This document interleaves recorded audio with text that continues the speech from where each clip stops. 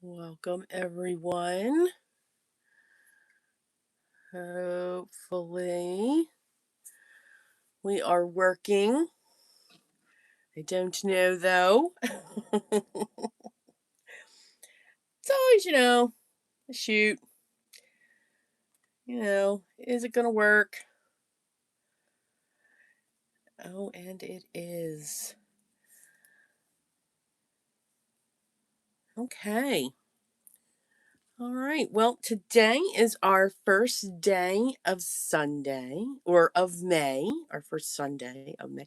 Yeah, I think it's going to be difficult for me to talk today. It's been an absolute hoot of a week as well. All kinds of fun. And today, since it is the first Sunday of May, I said that right, we are going to be tangling today. Today's our day for tangling. Well, good morning, Cordelia. How are you doing? Loved your video. And don't worry that it's too long. I like those long videos. They play in the background, and when you say something, I look up, see what you're doing, and I go back doing what I'm doing. Keeps us going, keeps us creative.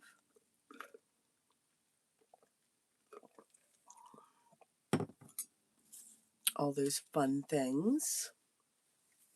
But it was a fun video, and thank you for using my stamps. I appreciate that.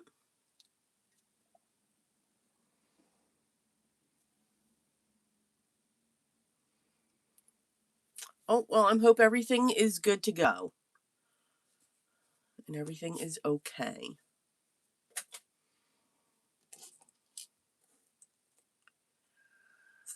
All right. So yes, so today we are going to tangle. And I'm going to focus on borders. Basically our border tangles when it comes to that. Because again, just because we can classify tangles, but just because it's classified as a border tangle doesn't mean it necessarily has to be a border. It it just can take on any tangle can be a border. Any tangle can stand on its own. I just need to fix this camera just a little bit here. Sorry. Or else it's going to fall, I think. And vice versa. That's the beauty of it. That is the absolute beauty of tangling. So I'm going to work on one of my strips that I used my watercolors on. These are granulating watercolors, and that's why they look the way they do. And I'm also going to put a piece of tape down so that I know, let's not go past this point. Let's try to keep ourselves right in the center. Okay.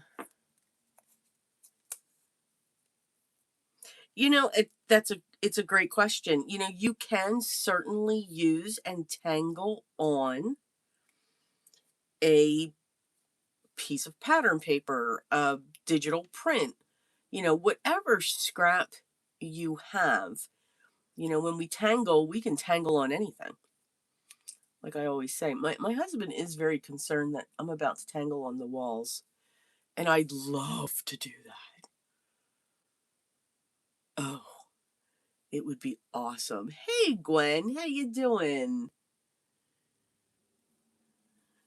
Um, so yeah, I just tend to, I'm kind of This is kind of like the mode of tangling on this, on watercolor background. I think it adds a lot. I think it can be extremely creative too. All right, so let's get started.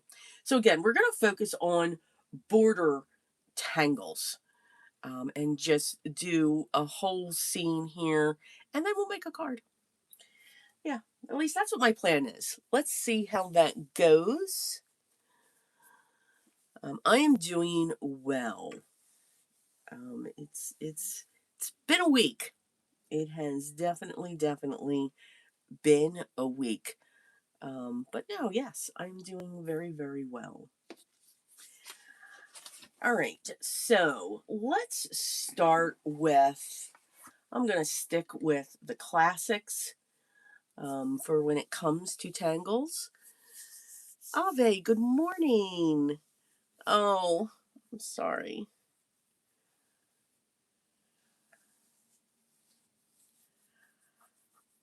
All right. So let's start with, it's called Punzel. Let me grab a piece of paper here. If I can find them. I found it.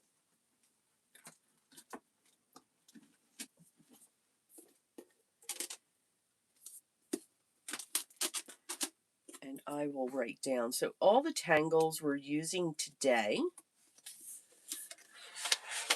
are from Zentangle Inc.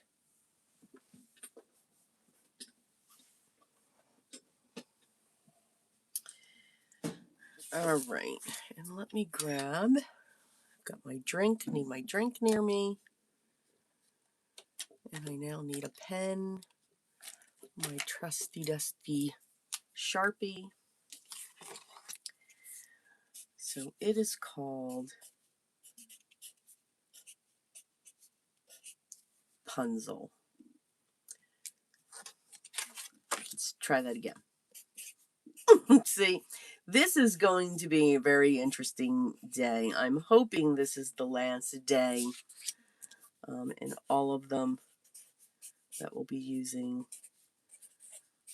are by Zentangle Inc. Words have been difficult. Activities have been difficult. It's just been a good one. It really has. All right, so we are starting out with Punzel, and Punzel is like a, you'll see it. It's a braid, so it makes you think of Rapunzel.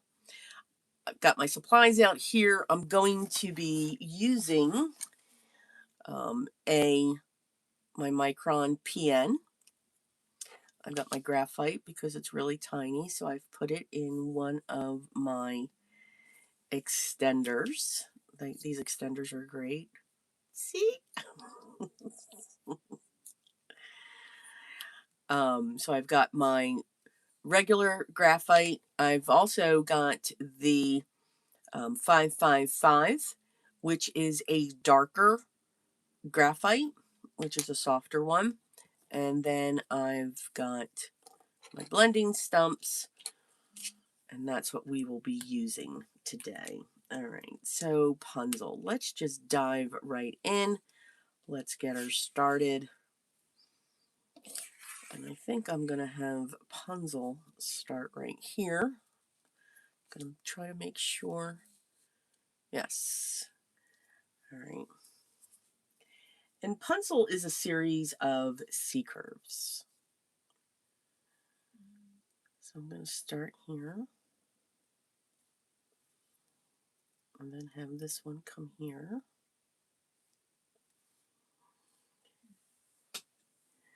And then we create this little hook that comes off. And it's really not a hook. It's really just another C curve that's going to come down like that. And then we bring another C curve up to it.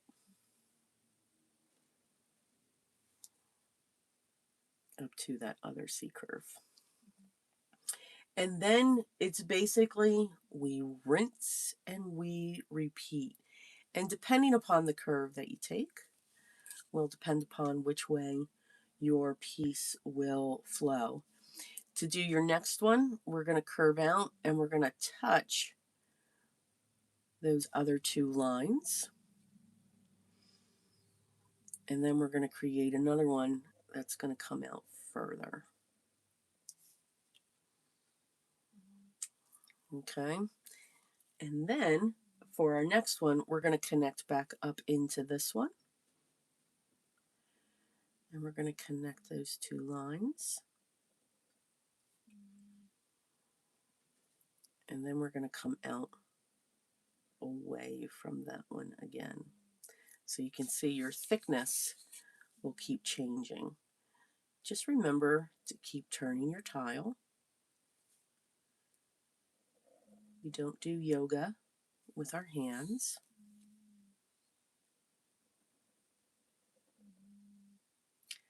And again, if you hear that awesome noise, that's Max.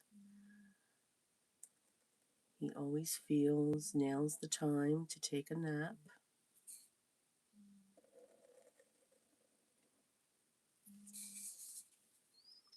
And I always like Rapunzel to just keep getting bigger and bigger, or Punzel as it keeps coming.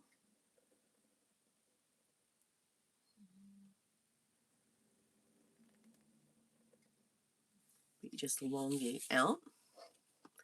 Let me move this.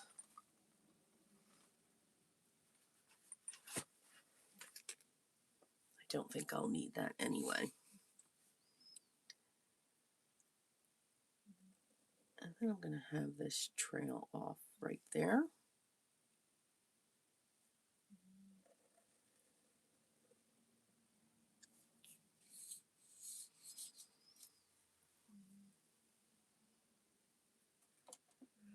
Biddy, good morning.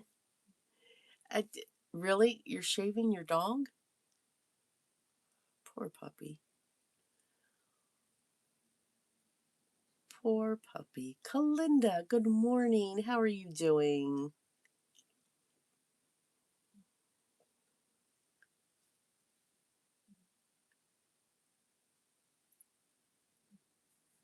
Okay. And it's okay that I went over here because I do plan on doing something to that inner line because again, that's your basic. But what's really great with Rapunzel is it also now will repeat itself. So these lines here, you're going to continue it.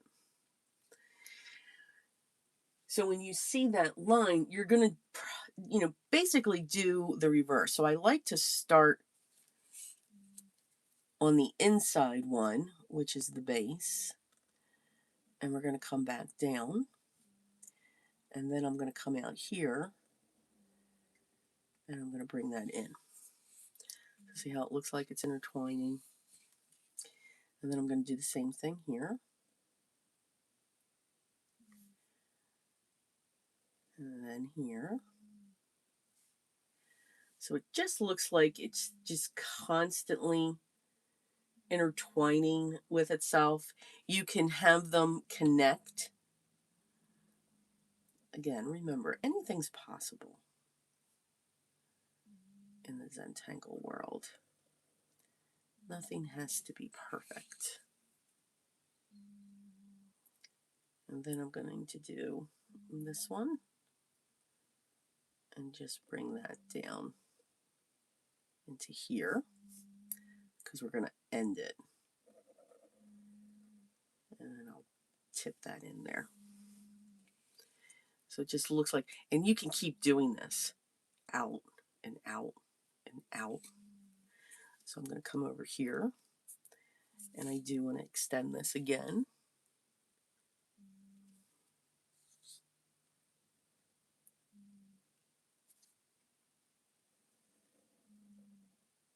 And you can give it big, big flow if you want to.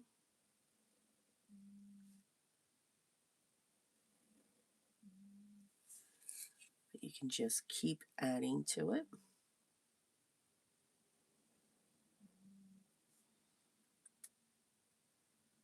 Get to the edge, I'm going to stop, and then I'll come back up. That is Rapunzel, or Punzel.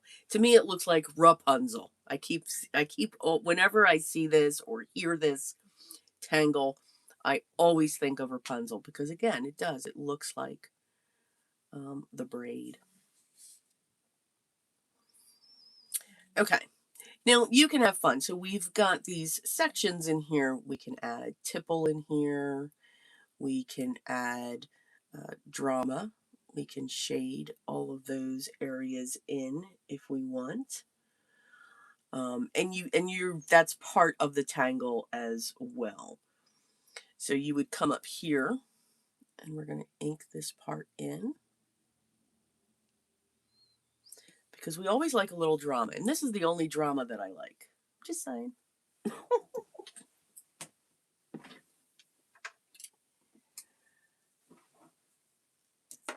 Need to get my other glasses here.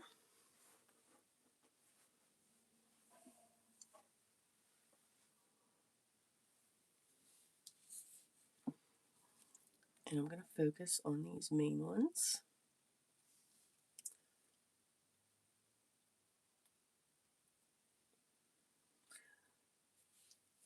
And sometimes it is best when you're first starting out this tangle, after you have your first section in, do your inking at that point.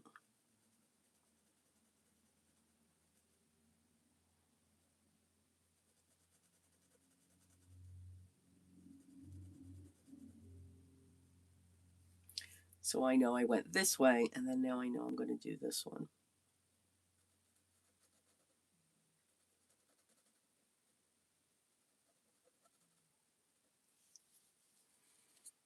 And then this one.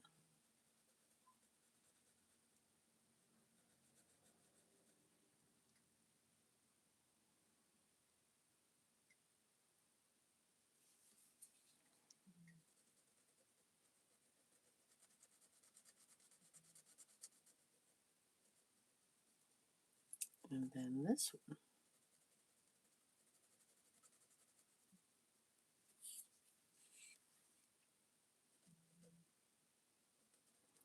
And again, you can make these as small or as large as you want.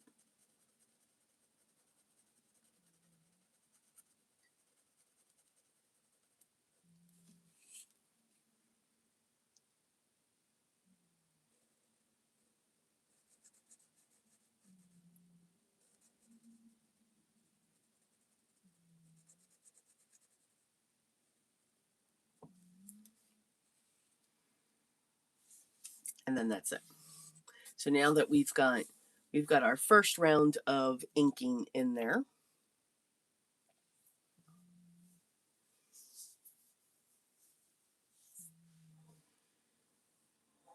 And then you would do the same thing when it comes to your outer bands as well.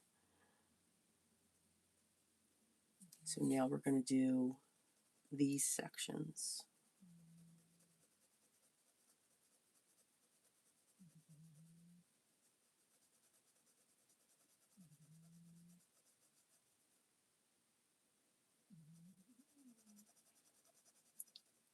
So yeah, it was just one of those weeks where everything I seemed to touch either went wrong, broke, or I dropped it. So, yes. And then I had this wonderful idea because I have been, just like Penny said, she's on a roll. I have been on a mission to, I guess you can call it clean, but purge at the same time.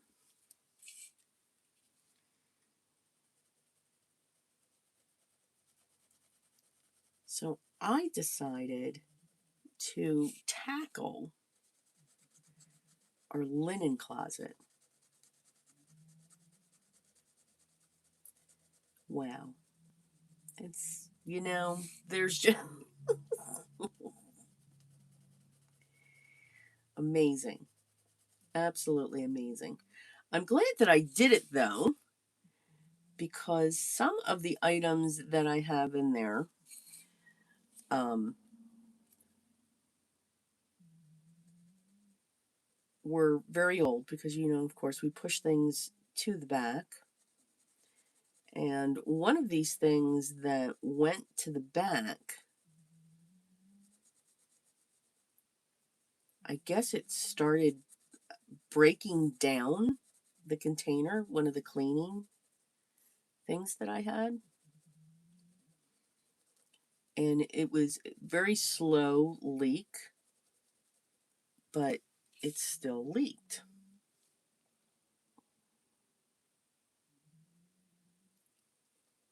So at least I got to clean that up. But I don't know what was in this.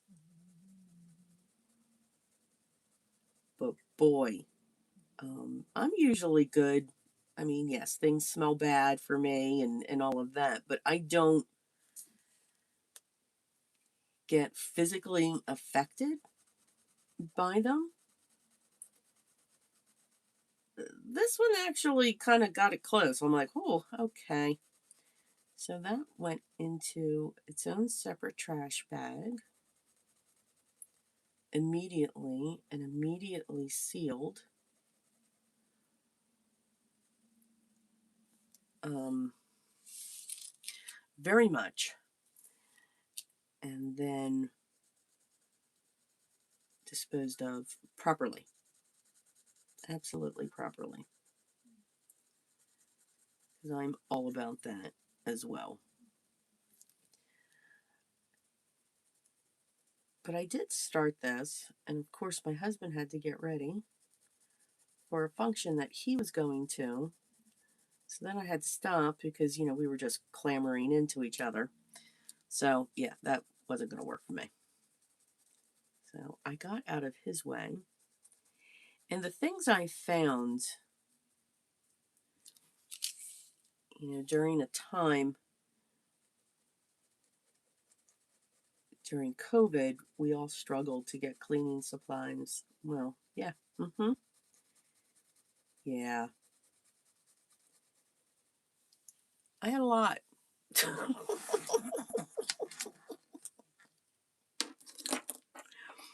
And I'm like, oh my. So I was like going around to the neighbors, do you need anything? Because I've got it. I mean, we're talking brand new. Brand new.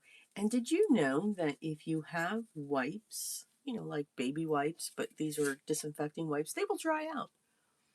Yes. Mm-hmm. They will dry out. All right. That is Punzel. So it's a cool braid effect, and it adds just that little bit of drama that we like. I'm also going to add poke root and poke leaf and turn them into, because again, we're focusing on borders, and turn them into a border. So they're going to go around. So I'm going to start putting in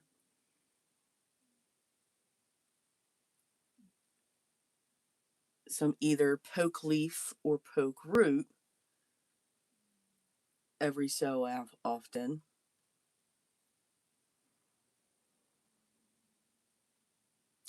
Okay, Ave has a question. Please, someone remind me which ink is for watercolor and which one is for alcohol markers.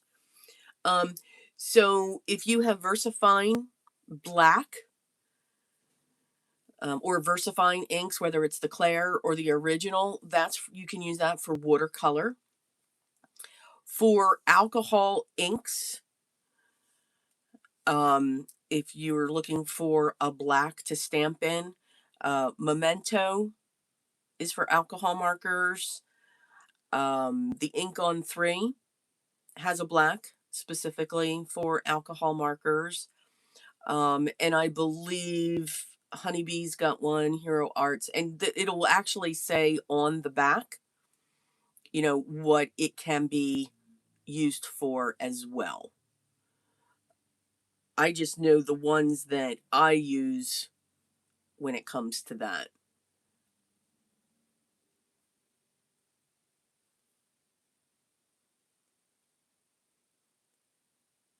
Um,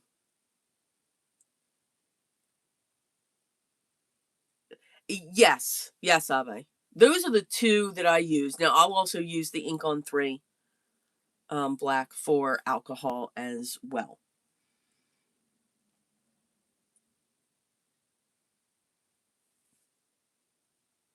But I started out using Memento for alcohol, and I've loved it. So I'm just going to start filling in with some poke root. And all you have to do with your poke root to make it, a border is to put it along, a border.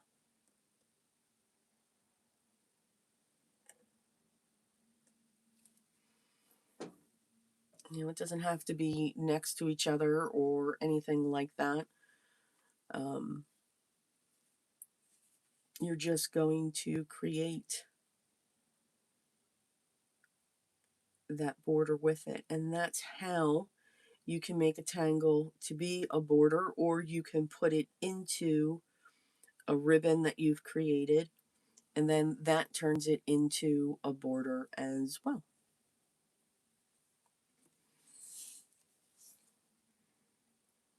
And then at the same time,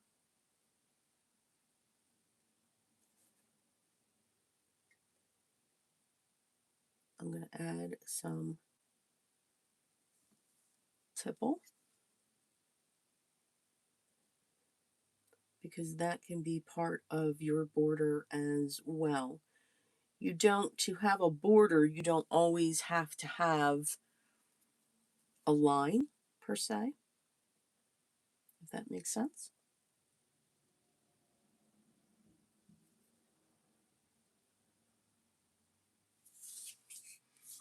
And you can see I'm just putting those in every once in a while.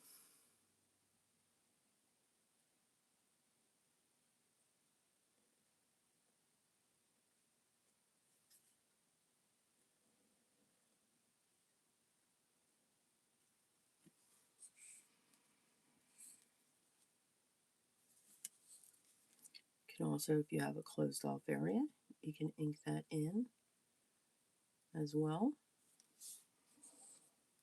just in certain areas.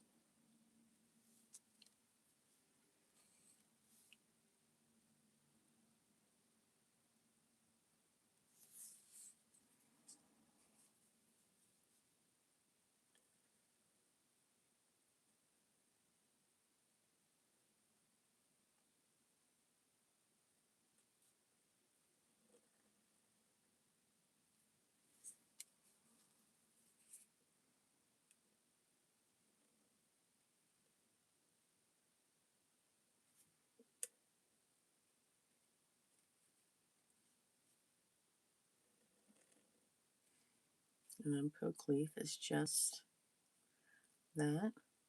It's the same function as poke root, but it just forms that leaf. We can do a fold over if we want.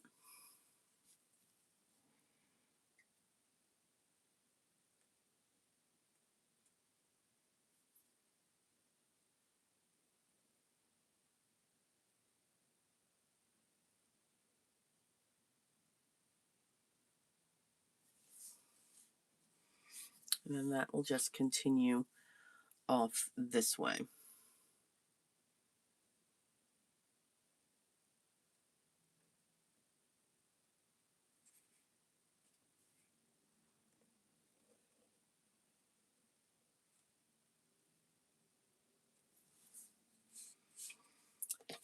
All right, so you'll see me come back in with these every once in a while. when it comes to our borders.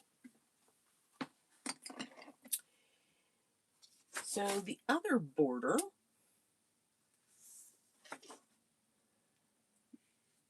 that we can come in with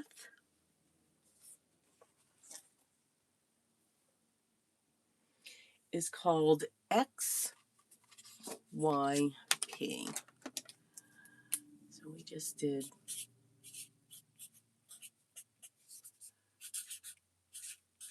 a root and leaf. And then this one is XYP.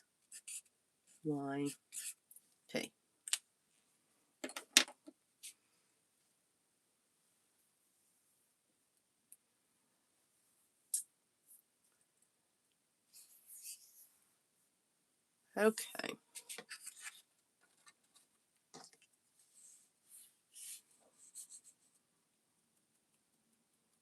And I think I'm going to have XYP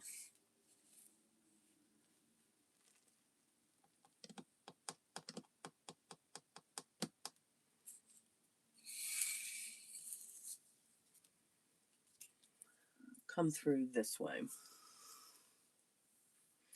And you'll actually see how it kind of got its name.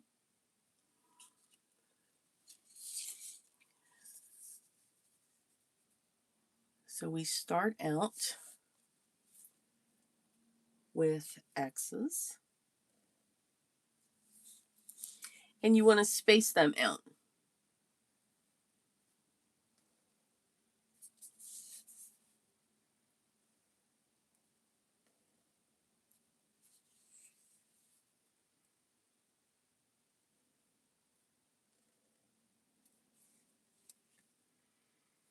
And I think I'm going to have it come right into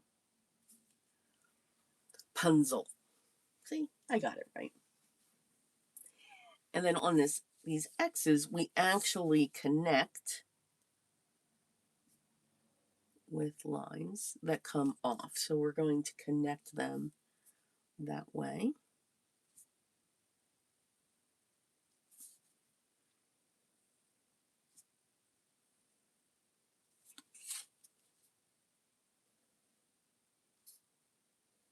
And just put your lines in following the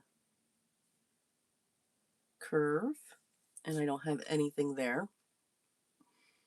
All right, so now you can see we've got those lines going on in there.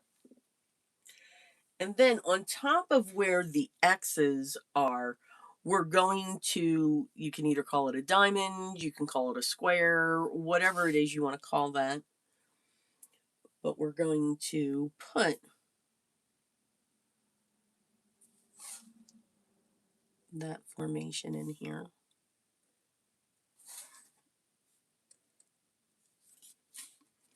Just like that.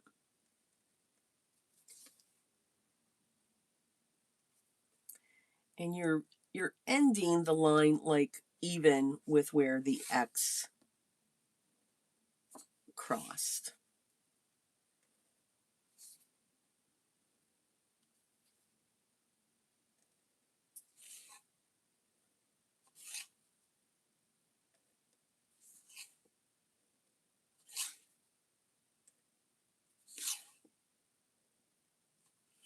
Sorry for the sound of that paper.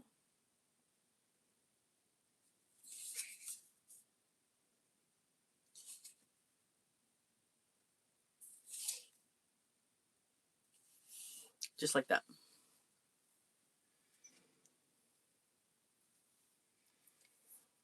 And then you're going to aura this. So I'm going to come out here with my aura.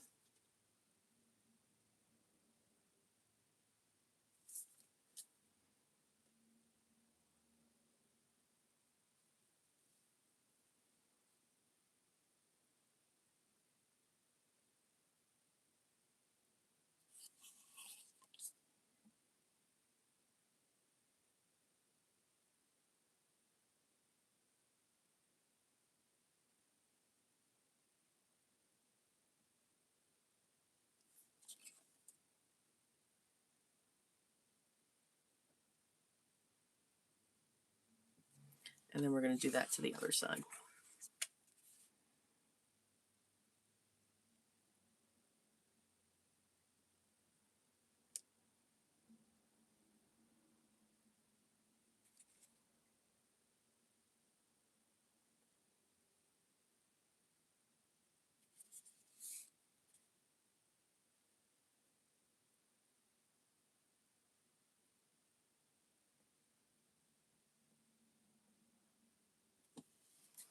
Like that. So, looking pretty cool. Now, where we've arid, we're going to add, or at least I am. You can ink this in, but we're going to add a tipple. You can make this as small or as big, what you want.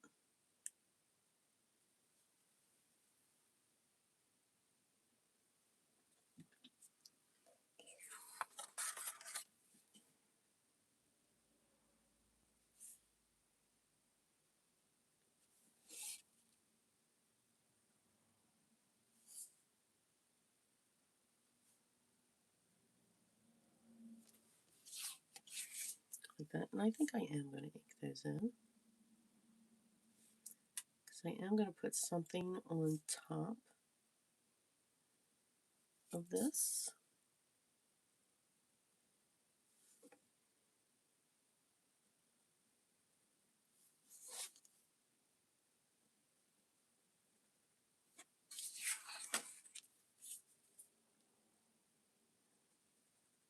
So anyway, I got the linen closet done. I was just amazed. The things that I found, the duplications, I don't think I'm going to have to buy any cleaning products for a really long time.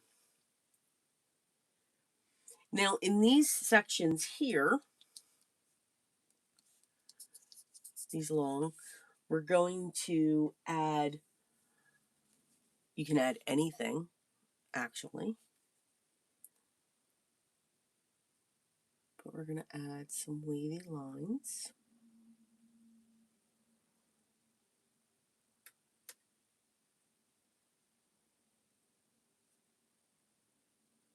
And these lines will change as you keep adding them. They're going to change their direction.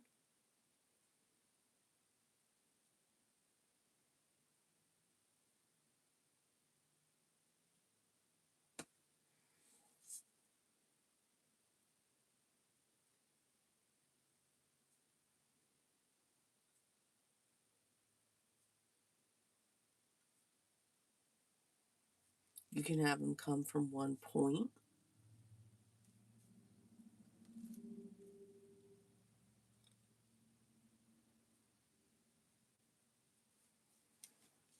And I couldn't finish the linen closet until after my husband left. So, yeah. It turned into something that I thought was going to be, oh, this will just be an hour or two. Ended up being like a whole day event. But I'm very glad I got it done. Everything's not falling out when we open the door.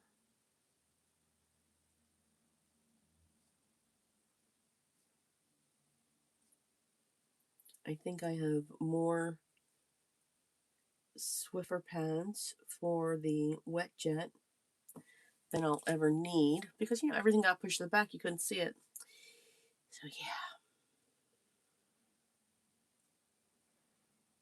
It was just, and every time I picked up something, I would drop it. Filled a trash can, though, so that felt pretty good. So that is XYP. And we can have fun with these areas too. So we can add another diamond shape.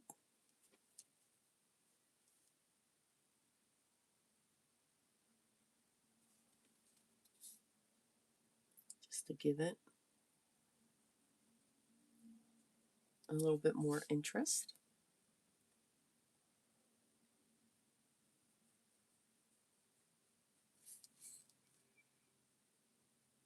And you can either look at it like you're auraing the original one that was formed, or you're just putting that shape in there. You could round it if you want. All right, so that is XYP. And then the next one I'm going to do is, I believe it's pronounced Scarabou.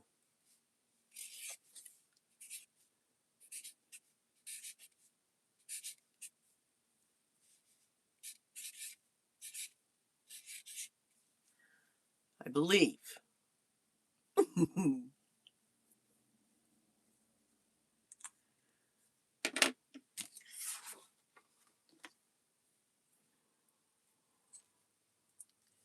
And I think I'm going to have that one just coming in over here.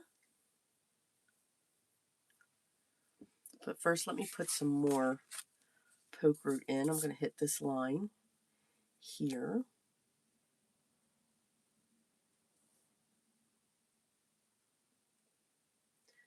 So what's great with tangling is you don't have to do one tangle and then do another one. You can just skip around, because that's going to add interest when they start going behind each other.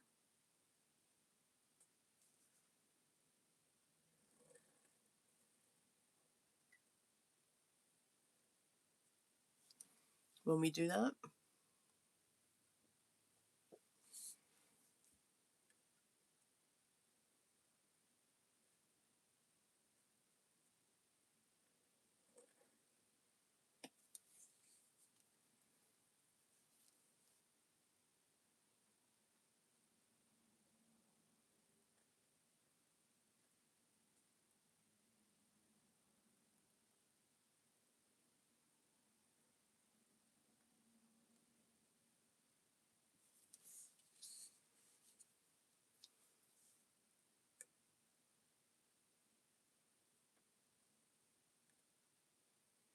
and don't worry about if you're coming up onto something else.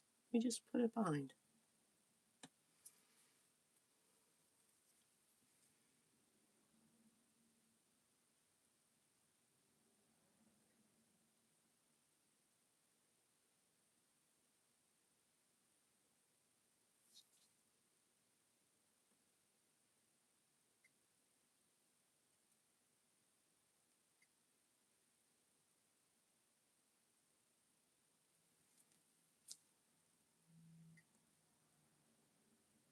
And then you can just put your tipples, or you can just leave it alone.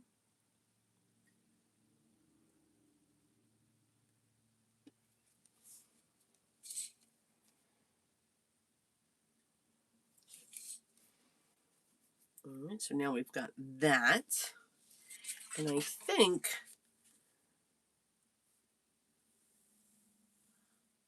I'm going to have this come back out.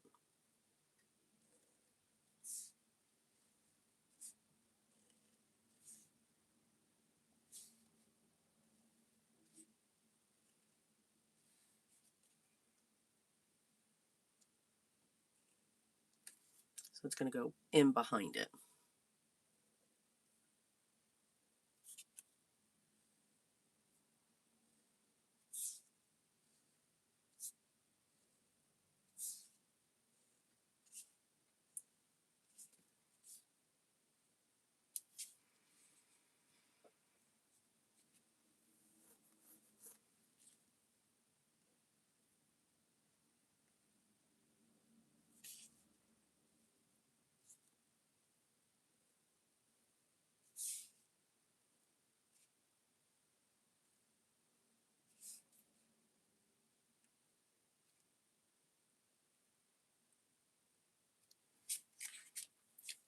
While I'm here, just take care of these.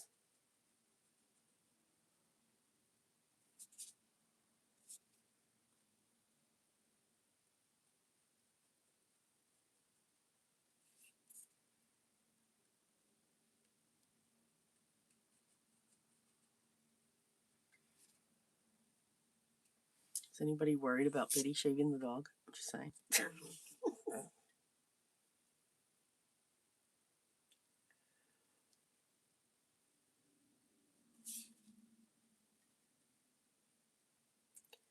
And also this week, now this was the one good thing where I didn't have or experience any challenges. I teach in person Zentangle. So that class started. And it was just an awesome time. An absolutely awesome time. There's a young girl in there, and she is just, I love seeing the excitement. When people have an excitement for something, when they learn something new, it's wonderful. It's just a really good feeling, but she's having so much fun.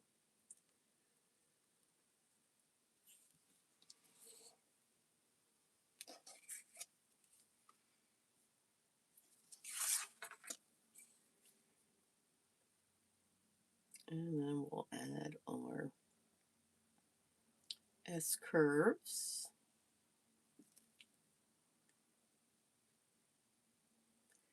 So you can see, even though these are classified as border tangles, when we start intermingling them,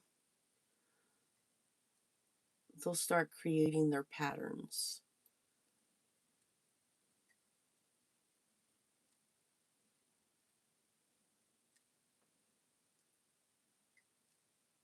It's a tangle. It's just being classified.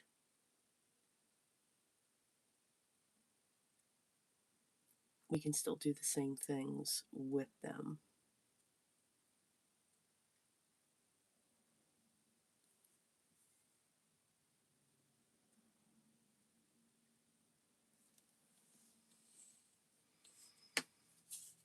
All right, XYP.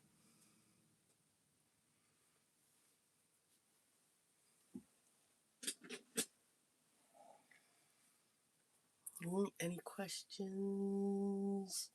No, you're just all quiet. Does that mean you're all tangling?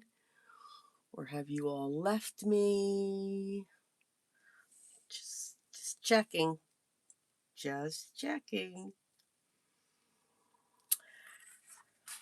All right, so the next one is Scarabou. Yes, let's get back to Scarabou because I just extended that one. Scarabou's kind of not, it's not really like this one, but it's viney. It's not as bold as what your Punzel is.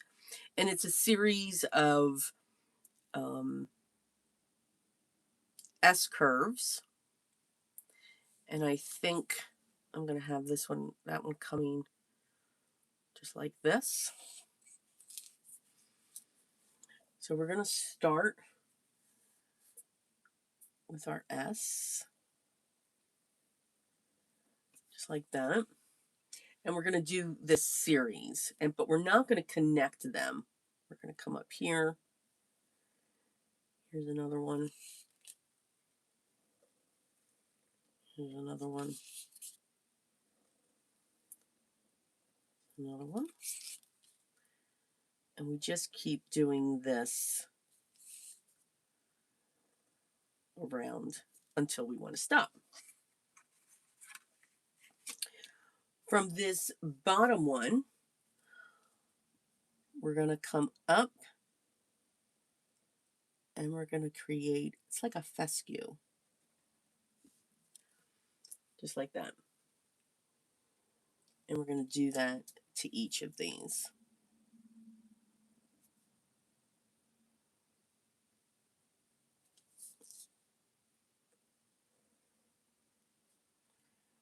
That one's going to come out a little farther.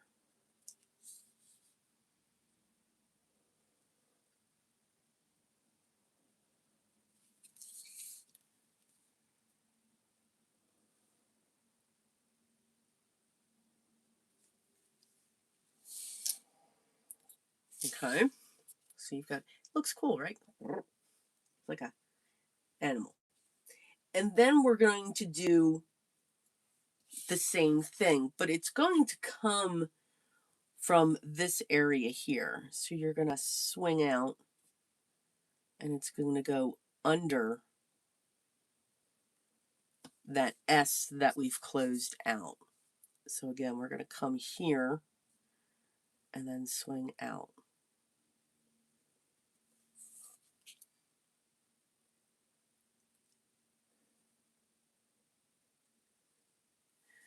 So where that bottom S is, and you can see you're kind of like losing your S's as we go. So here's our first, here's our next, here's the other one.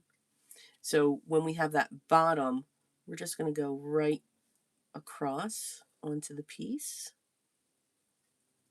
and just swing out. But you want to take it underneath.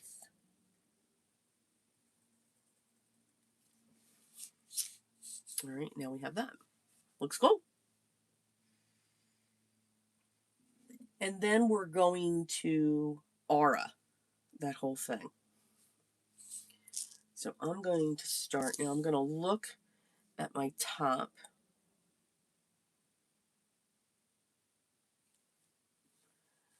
And I'm just going to have one coming out up here because I'm envisioning this going up and having another one down here.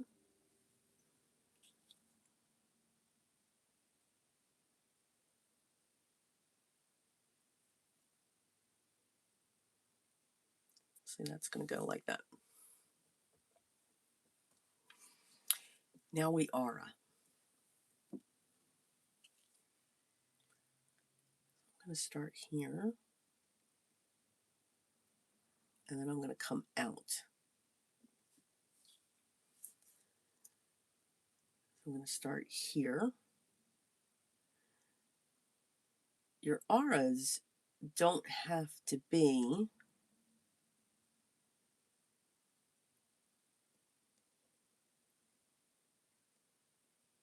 you start at the bottom and continue to go up. You can change. So for something like this, I want to start down here because there's these bumps that I'm putting in. Like this is a bump that I'm putting in, and then I'm coming back to the aura, and then I'm bumping around that to connect back in. I don't know if that makes sense.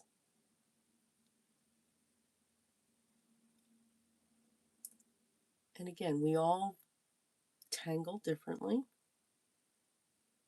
We see them differently. And there's always multiple ways to tangle. So bump. And we'll come up and then I'm going to bump again. And the bump is when I stomp and then curve out and then take the aura again.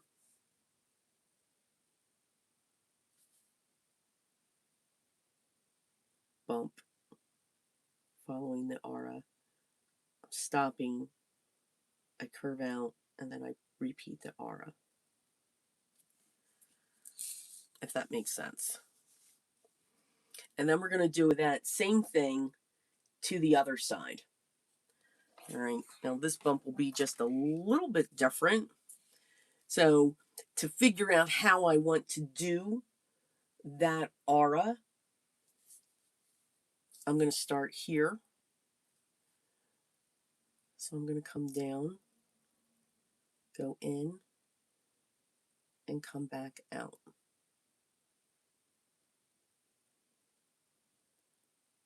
I'm going to stop, and then I'm going to pick up the aura again. I'm going to go down in, and I'm going to come back out. And then boop, and then we're going to come back down.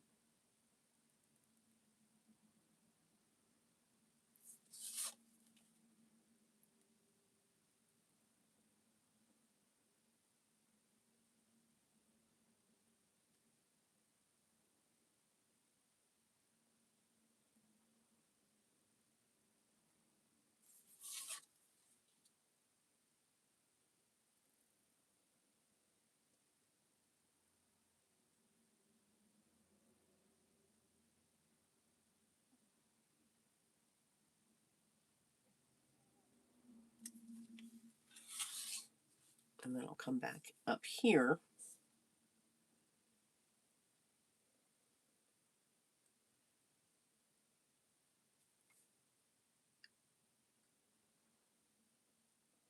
And finish it.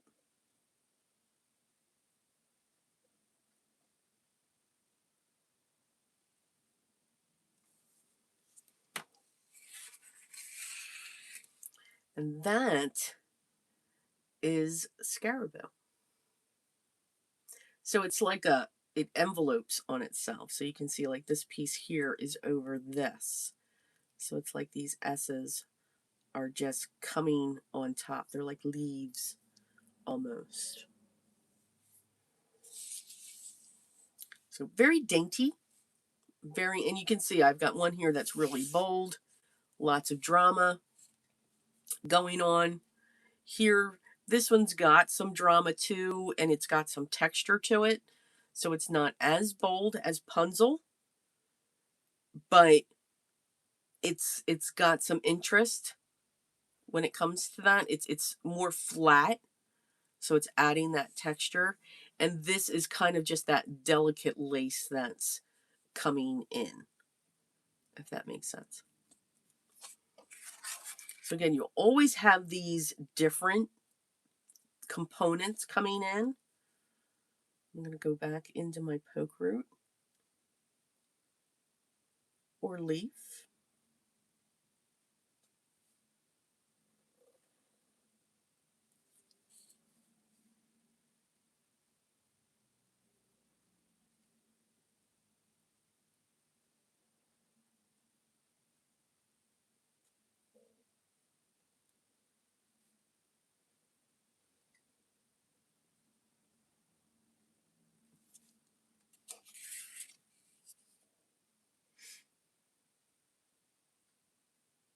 Now I always make my poke root or leaf, or at least I've started to, with wiggly branches. I don't know why,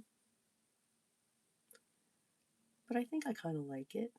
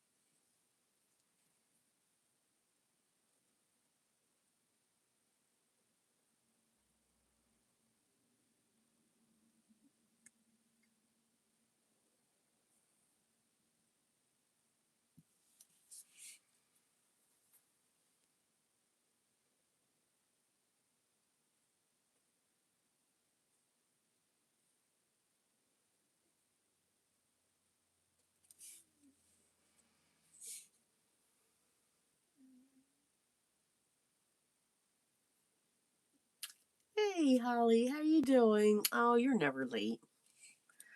Never late.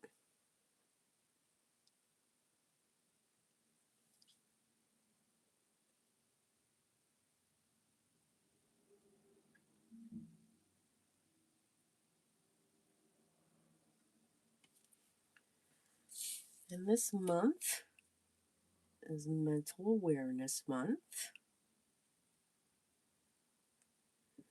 So we're going to have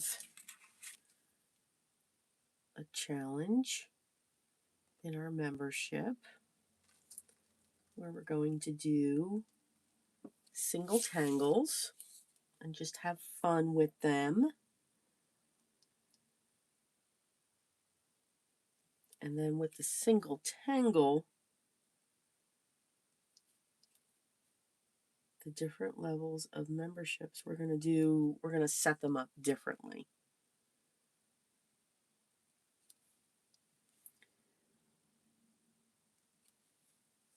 And do them, different ways. 2 different styles. Okay, so now we have that. Okay, so our forth, and you can see we're creating this border with the poke roof and poke leaf. I want to add one more here. At least that's what I'm saying.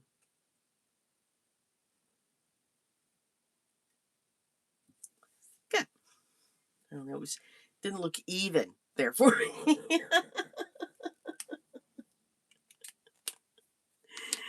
All right, our next border is called Finery.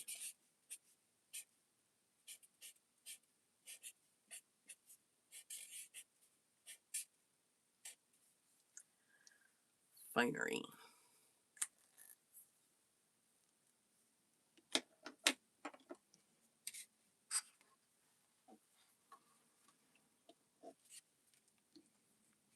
Now, this one I think I'm going to have come in a couple different places. I don't know. I just know that it's going to come through here. All right.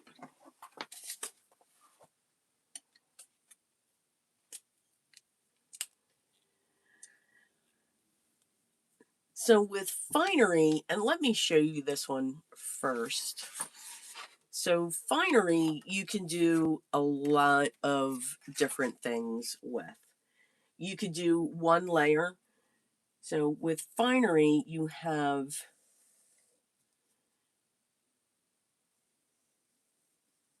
these thin, elongated rice shapes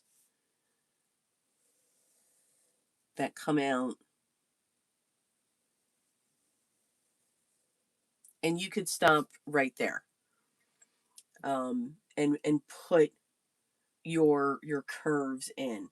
And they're just slight S curves that come in. And you're just going to space them out.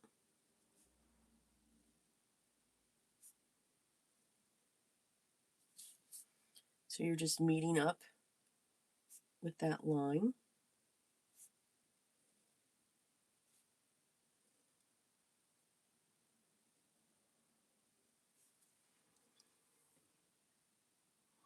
And then what goes in here, you could either put, I'm just going to accentuate this line here.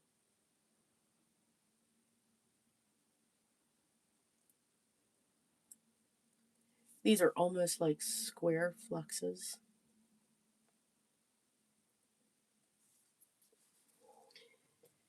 So towards either side, if you're just doing it this way, you just put this little tiny piece there. And then you can have dots that come off of it that follow the curve. This is actually, it resembles Cuba. If you remember Tangled Romance, my stamp, it was coming out. That's what's coming out of the one side of the heart. And then you just keep adding these little pieces, these little bits. Or you can just do a leaf shape as well.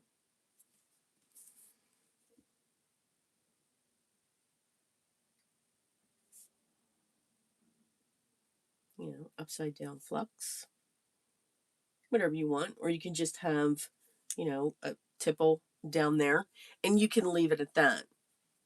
What makes Finery so interesting is you have this other one, this other piece that comes in. And then you do that same thing, but you do it in the opposite direction.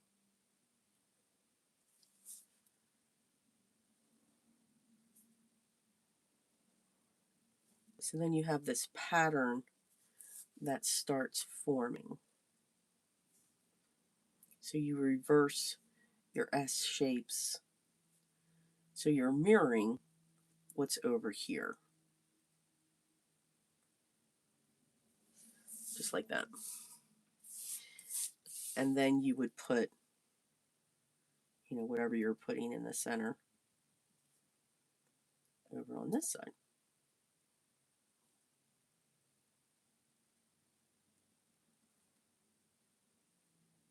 And again, I can do it different ways, and you can put whatever you want in there. You can elongate it if you want.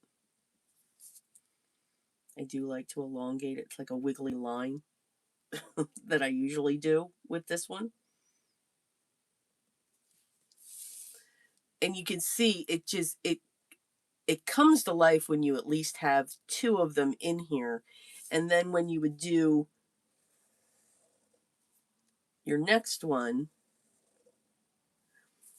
then you're back to what you did before. And you're just making sure that you're meeting those lines.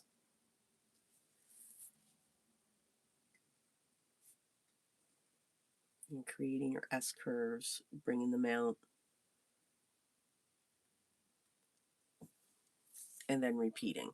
So you get this, it's a cool, it's like a leaf shape almost.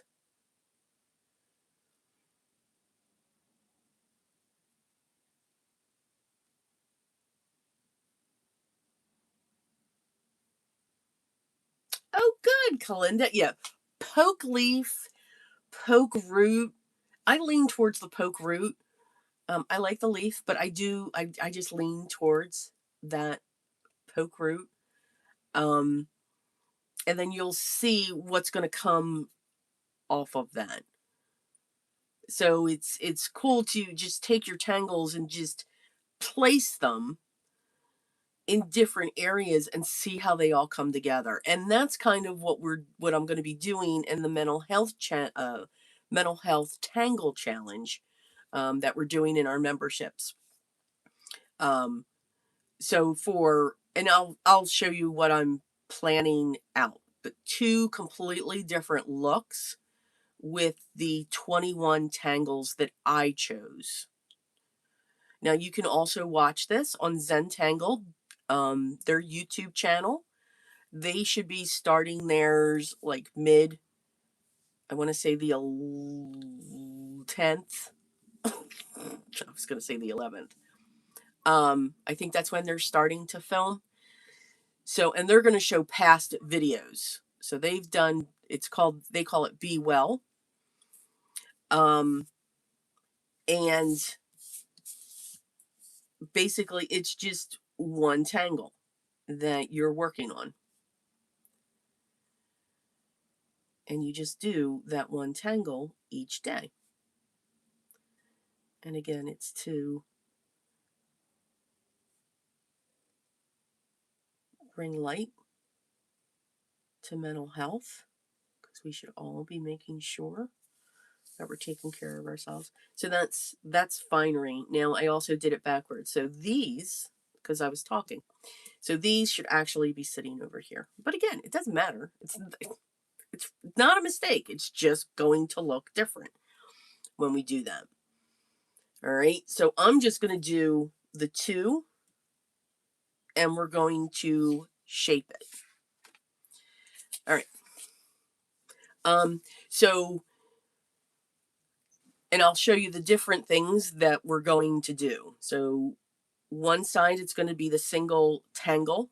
You'll see that video. And then the way that I'm going to do it for the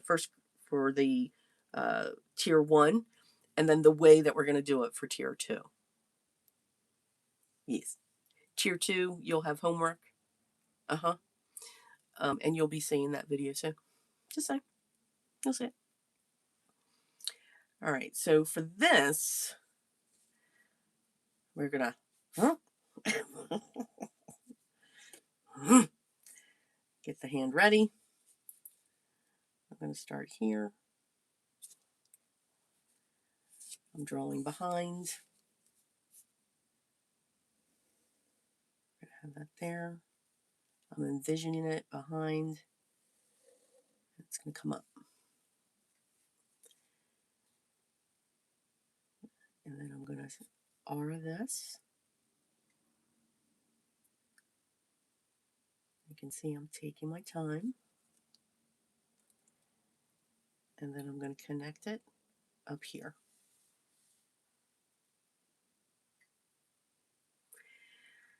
Then I'm going to have another one coming out.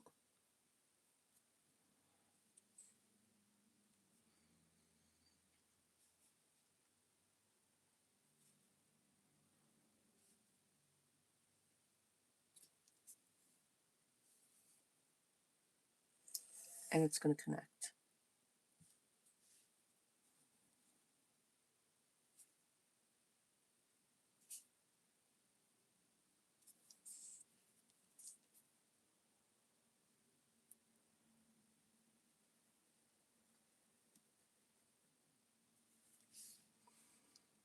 And I'm going to have another one.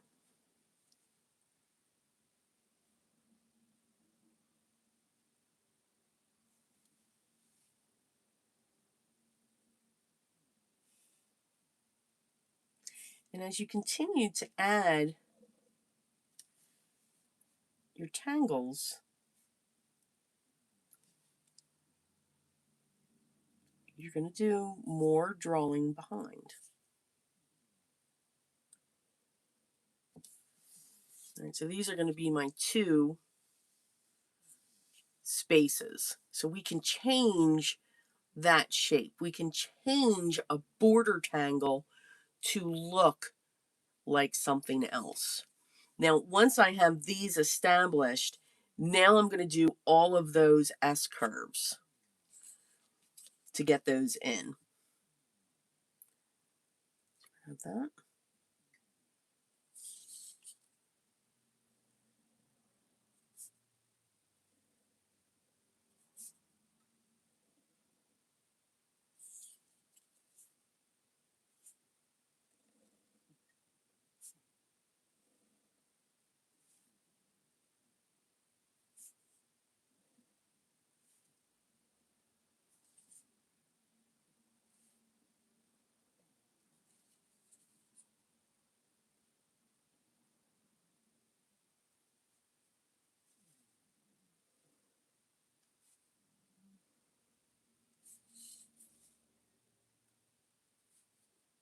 And again, your lines don't have to be perfect. Just let your lines continue down. And now I'm going to do this side.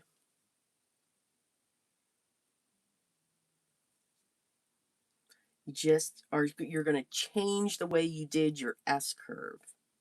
So you're mirroring what's over here. Now I know this piece is here. So we've got that. And that's going to come down like that. So some of these won't be seen.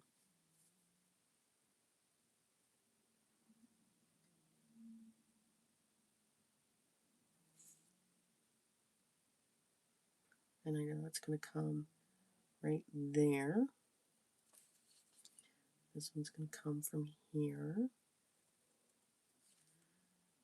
from here,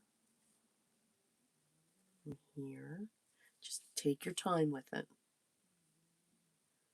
But you're just mirroring. So sometimes it's easier. So you do this, what's comfortable, and then come from this leaf or that center vein and come up. And then you'll get that same stroke that you're looking for.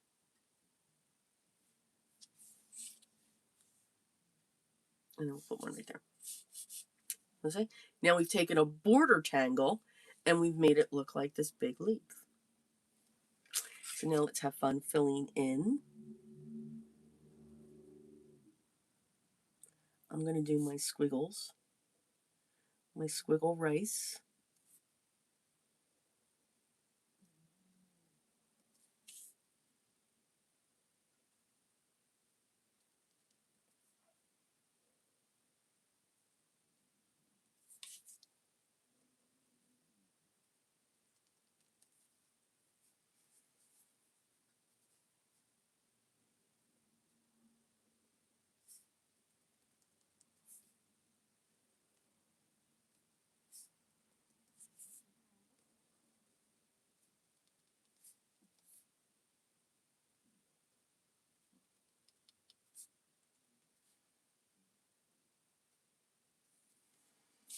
And now we're going to do the other side, and this time I'm going to remember to do it the right way.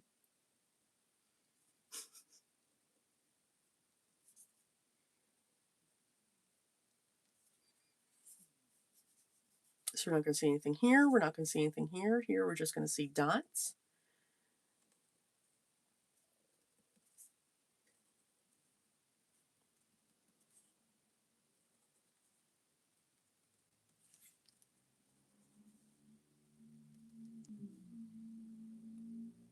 And here we're just going to have it peeking out there. It's going to go in behind that poke root. And there you go. Finery.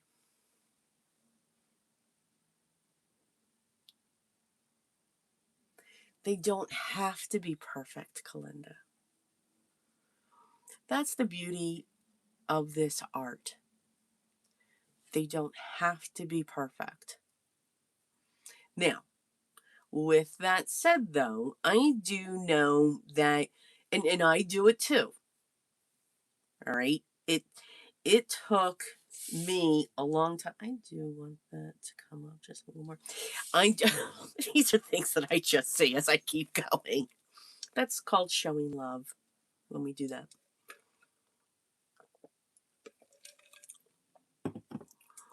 What I found, or what helped me to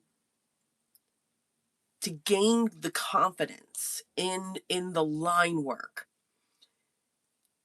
I have a routine in the morning. Okay, we're not going to go into details, but it's a routine. But within that routine, there is 15 to 20 minutes that's just for me with my cup of coffee, because that cup of coffee helps me to become human.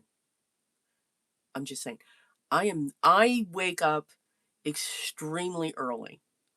And some people will say, well, that makes you a morning person. No, that just means I can't sleep. That's what that means. Okay. But I am not a morning person. I don't want to communicate. I don't want to see anyone. Excuse me. Pollen. It's just not me. So within that, whether you have 10 minutes or even 5 minutes, you can practice. Here's your S stroke. Here's a different S stroke. Here's your C curve. Here's a different C curve. Here's the C curve going this way.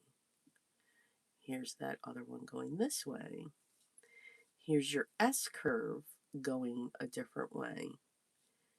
There's that other one going the different way. Just do those strokes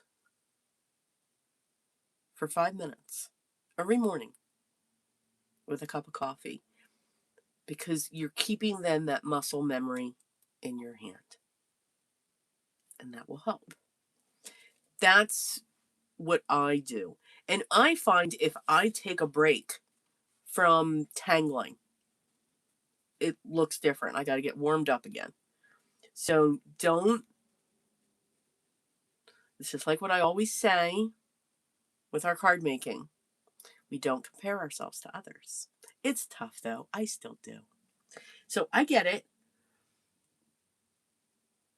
But just know it's okay.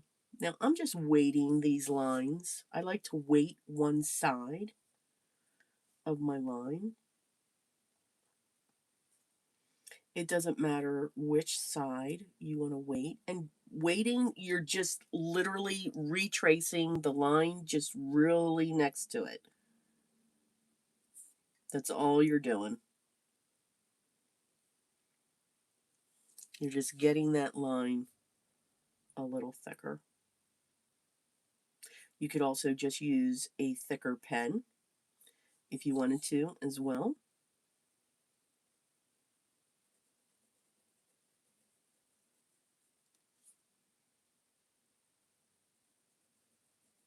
think of it as a really close aura.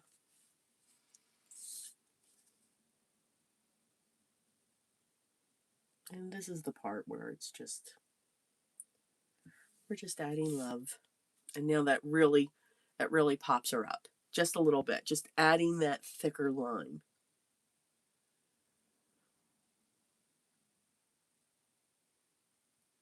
And they are wonky, and they can be wonky. You know, there are some people that when they do poke root, they do it this way. And they don't cross over like that, but they'll do it that way where their lines are lines. I like to add wiggles into mine. And sometimes I like to add a smile like that into my poke root just to give it that little bit of interest. And that's just something that I've always seen Maria do. She has that little flick down the center. And now I started doing it. They're the touches of love that you can do that. Okay. And Gwen, yes, yes, you need to breathe. Yes. Kalinda, yes. But we do stop breathing. When we're doing that really close layer, we are holding our breath. No, remember to breathe. Remember to breathe. And I think by also doing this, by just just doing the strokes, not a tangle, just doing your strokes, you know, if you can, you know, when you've got 5 minutes, you can do a lot in 5 minutes. And you don't need this pen. You can use a ballpoint pen. You can use a pencil, piece of copier paper, a notepad, a scratch notepad. I got scratch notepads all over the house. That is going to help you to say, okay, I can breathe and loosen up because, you know, when we start, we've got that death grip on our pen. That's why sometimes when my new students, when I first teach, I always start them out with the PN. They won't break it. They will not break the PN pen.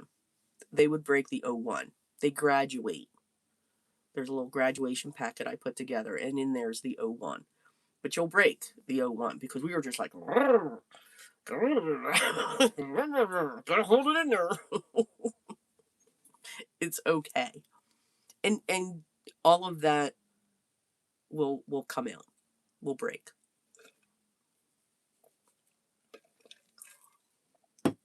Okay. So we've turned Finery into, it's a border. It can also be a filler, and we can let it take shapes. So with that, I'm going to hold off on that. But I am going to come now to this side, and I want to add some more poke roots. So you can see by spreading these out, these are in front. These are just below. These are here as well. And now these are going to go in behind because this is coming down close here.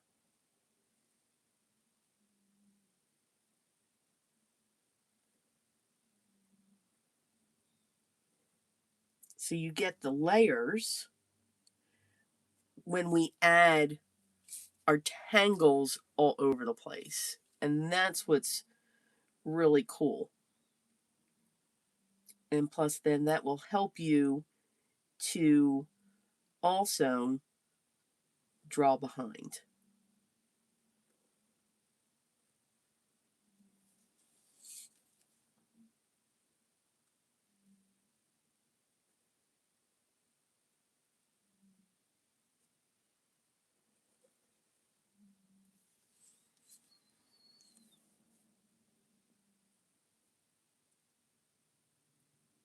Oh, I'm sorry, my hand.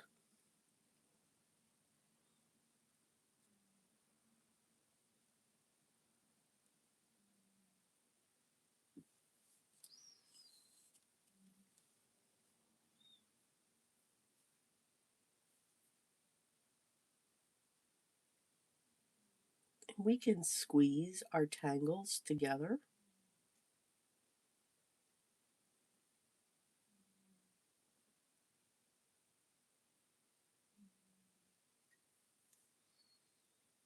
As best we can.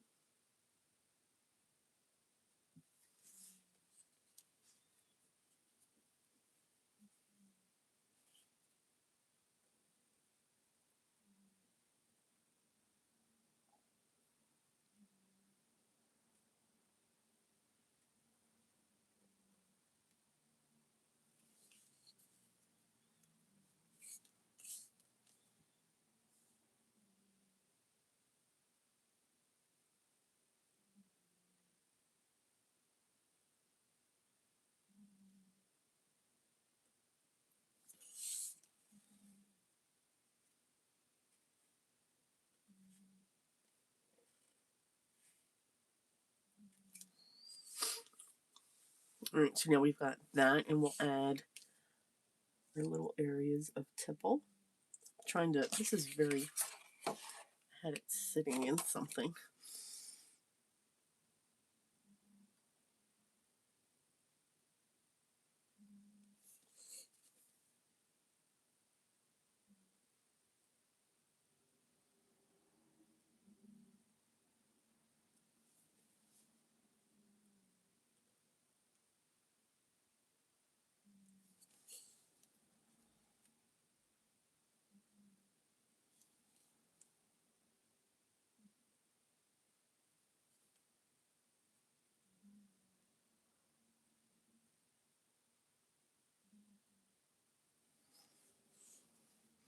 Okay.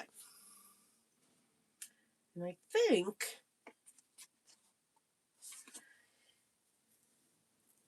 the only last one, and we've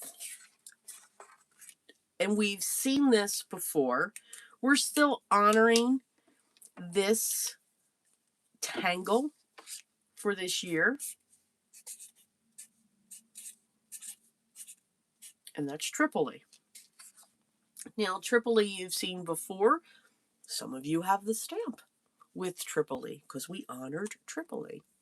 We can make that one a border.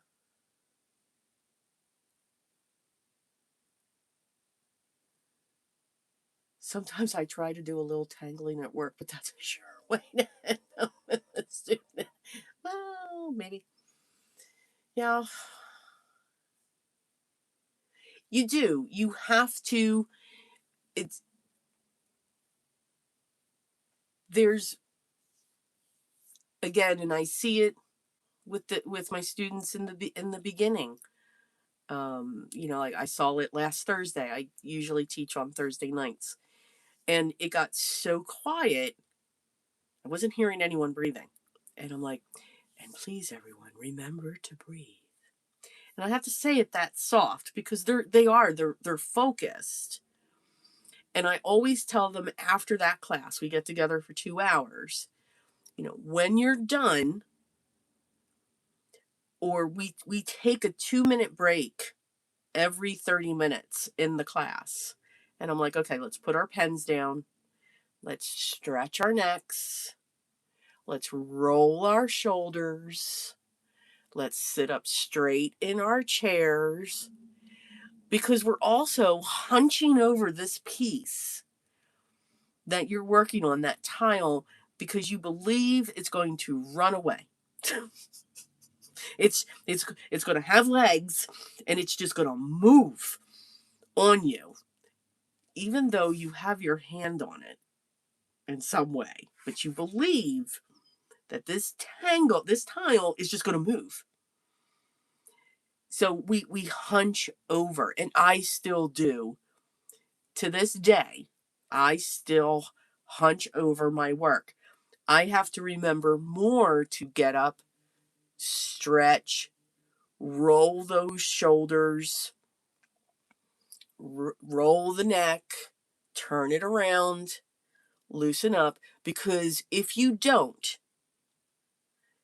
you will suffer over time. You will suffer over time. Absolutely. And it actually took my chiropractor. I have to go to a chiropractor who told me this. Now, what was funny,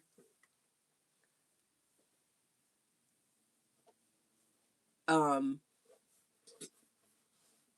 is he was suggesting, I'm trying to get back in my chair here.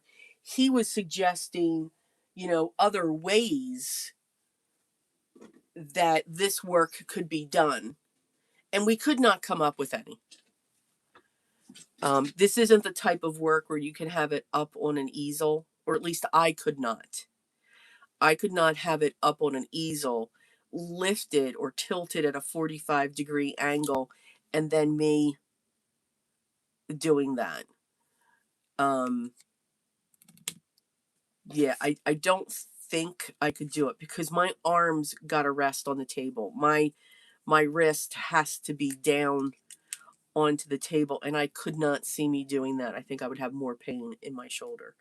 So in the beginning, every 15 minutes, but at least every 30 minutes, stop, put down the pen, stretch, go for a little walk, stretch those legs, and then come right back to it.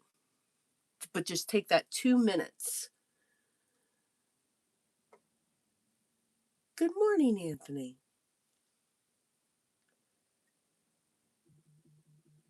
Okay. So, Tripoli, we are going to turn it into a border. So, here we took what's considered a border tangle or classified as a border, and we turned it into a shape.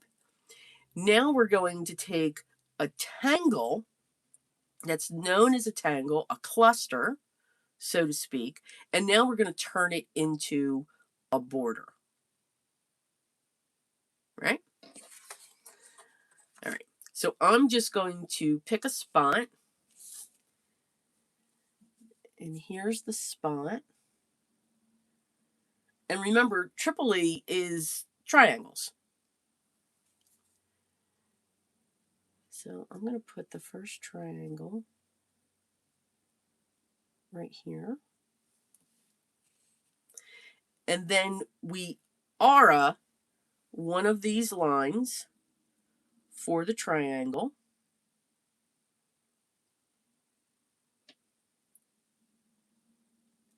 And I'm going to elongate it. Make one side a lot longer.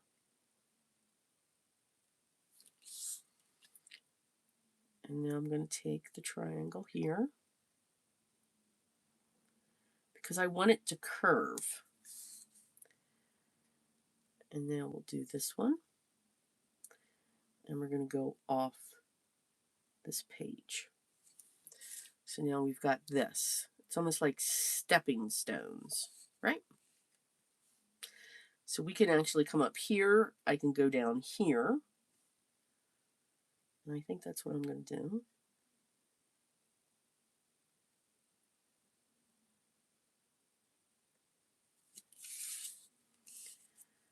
Now I'm going to go here.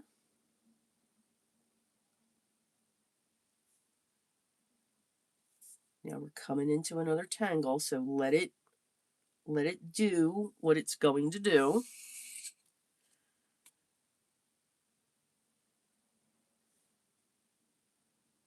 There. It's going to come out here. I'm going to elongate it.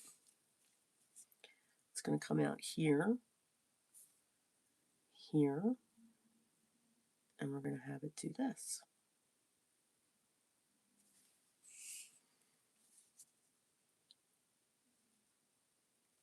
I'm going to R that one, and I'm going to shorten it because we can.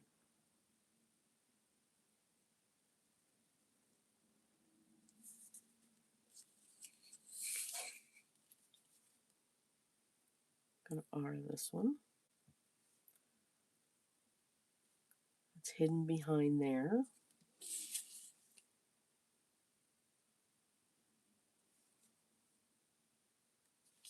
And it's here. So for this, You just want to know which way that she's going. That's all.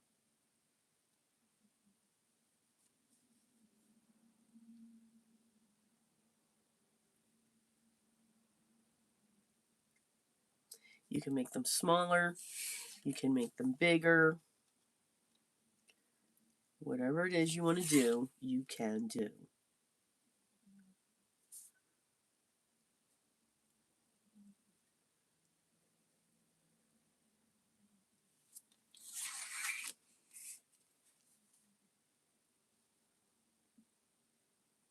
So say I made it a little smaller.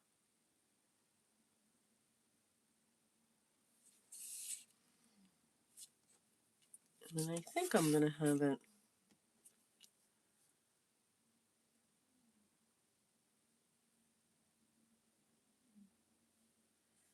come down like that.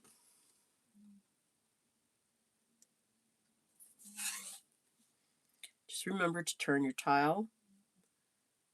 Breathing is always a good thing too. Remember that. We just had that talk.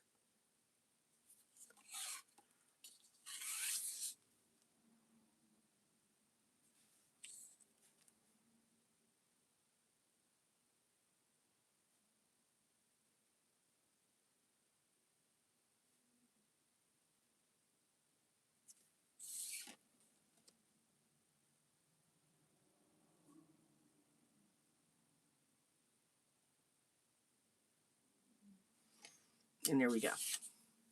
And there's Tripoli. Turned into a border. Remember, with Tripoli,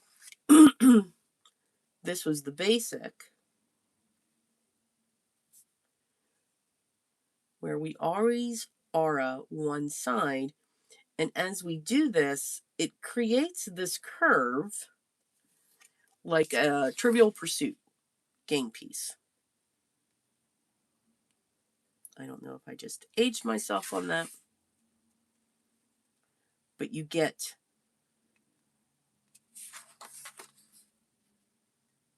this trivial game. And then we can put this small one in here if we want. But you're always auraing your pieces. You can do a basic border with Tripoli by just having the triangles going in a straight line.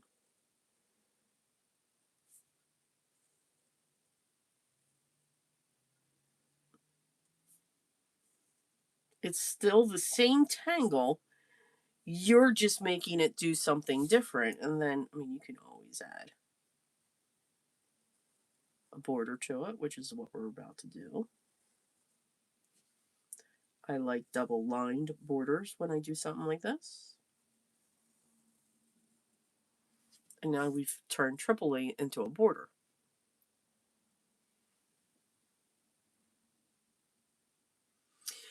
The goal is not to completely fill the tile. Absolutely not.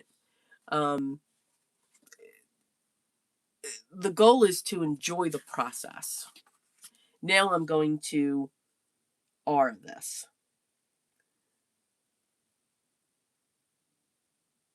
And I'm not going to bounce, I'm just going to aura the piece.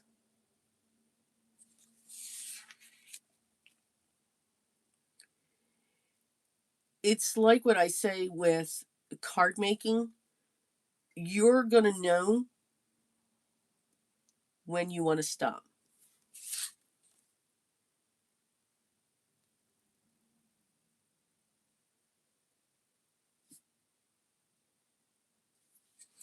And then by auraing, you're also going to see, okay, this is where my Tripoli sits, especially when you have all of this going on.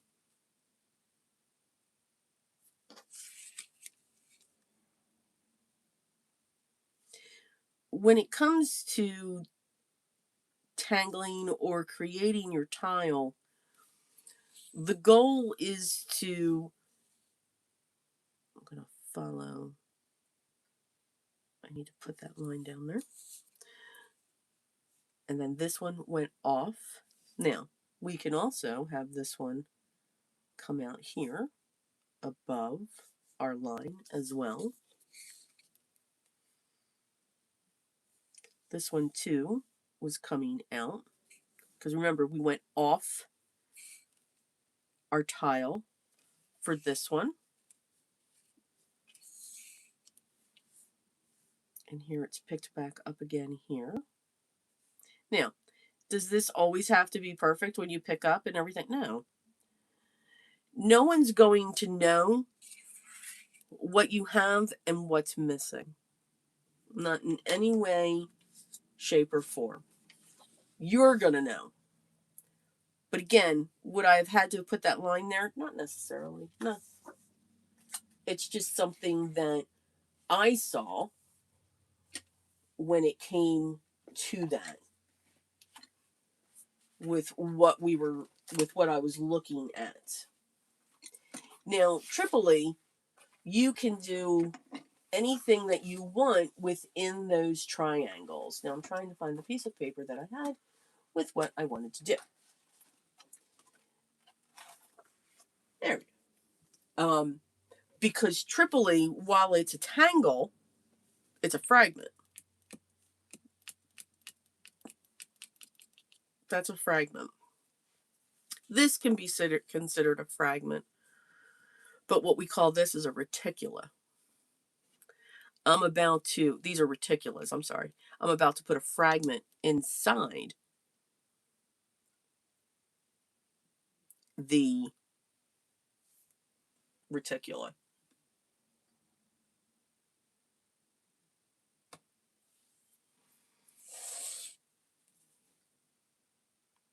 And what I'm going to do here is I'm going to put a triangle in the center,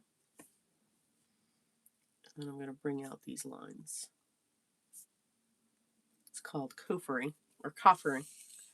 So it makes it look like a gem.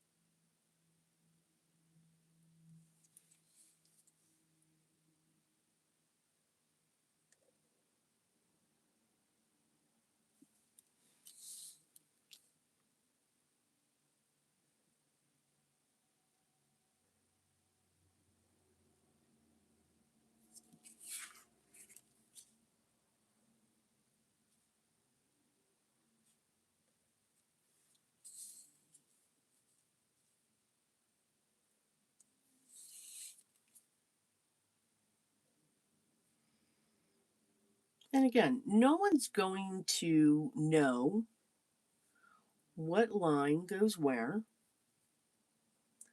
what it's truly supposed to look like. Because remember, Zentangle is non-representational.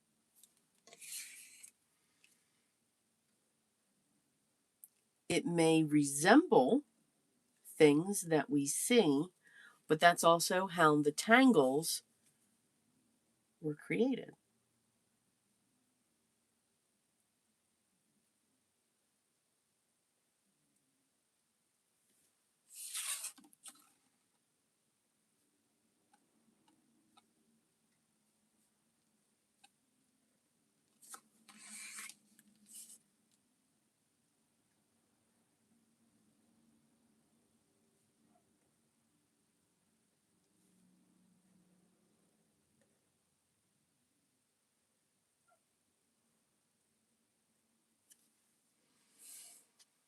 And there we go. And then you can do all kinds of different things on the inside in there. Trying to think of what I'm going to do. We can squeeze an orb in those triangles. And ink around the outside.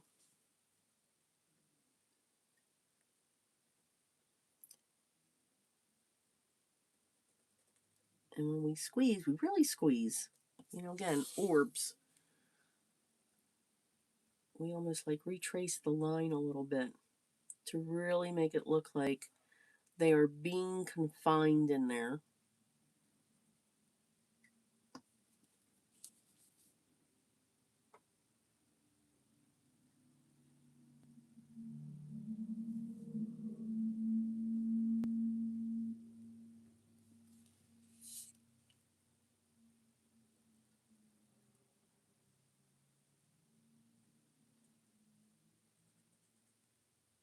Or you could do it the opposite way where the orb is inked in.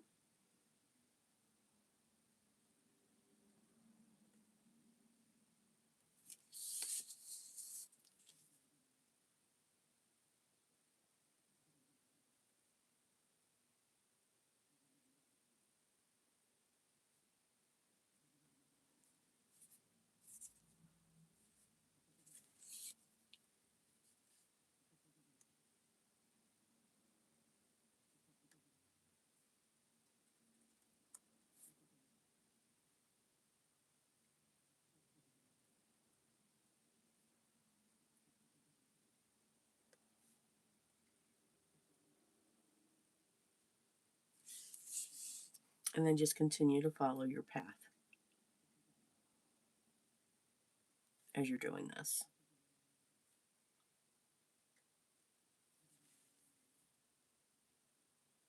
Because that'll help keep you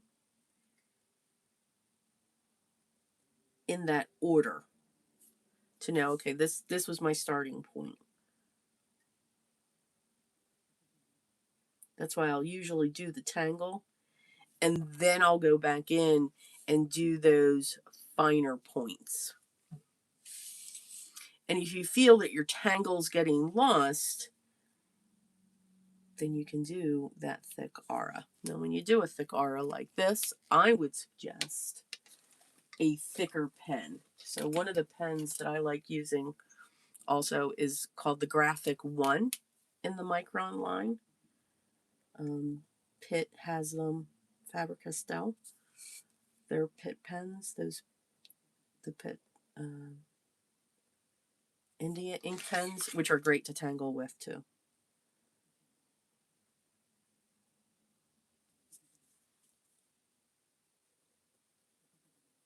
And just by doing this with a thicker line, it's adding drama.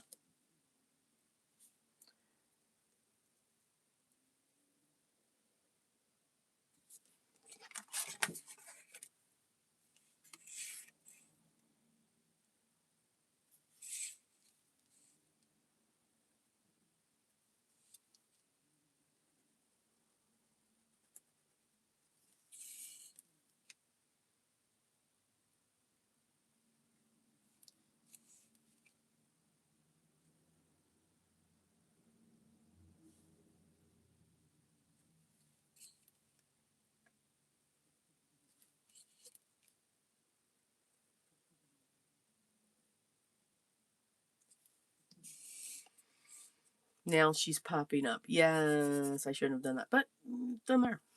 It's all good. I mean, I'll point out where, okay, that one shouldn't have been darker. This one needed to be because we have the border coming out. But again, no one's going to know. Only you are going to know. All right.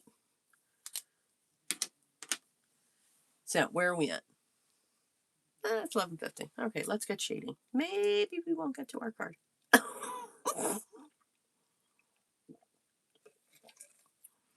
Now, the only other things that I'm gonna add now is I'm going to fill in now. So now I'm going to come in And maybe I'm going to add a poke root here. And make it a big one so that it can go behind. And I'm going to add some more tipple. I think tipple is just a great filler. And it can really fill in your borders and the spaces in between.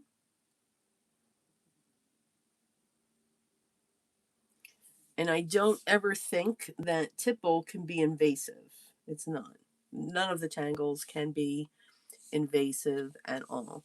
Now, what I do want to do to this, so even though we have this tangle going behind this, it does not mean that I cannot come off that and add a fescue and go right over it.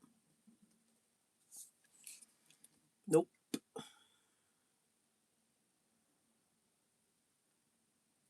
It does not mean that.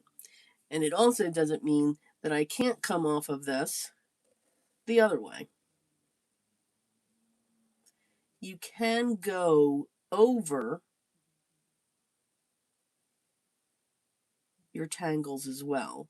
You just don't want to do that when you have an open-ended tangle. Like I couldn't put a poke root on top of this unless it was colored in. And then, you know, since I work with threes, you know, there's a third one coming in. So if you've got a solid tangle, then yes, you can do that. And it's still seen. It is absolutely still seen. And I'm just thickening up the line. All right, so we've got this here.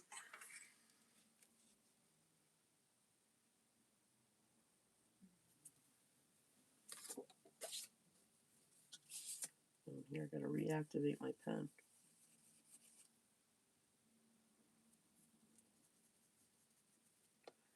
There we go. Sometimes you do have to clean off your pen when you're on top of watercolor, especially if it's granulating.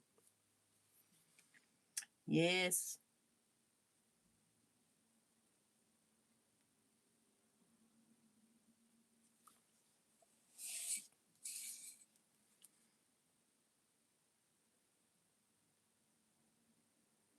And you just have to, you know, twist it and clean that off.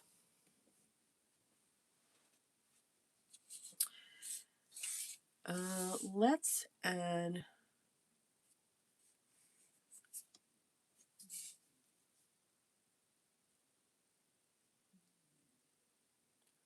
poke root here.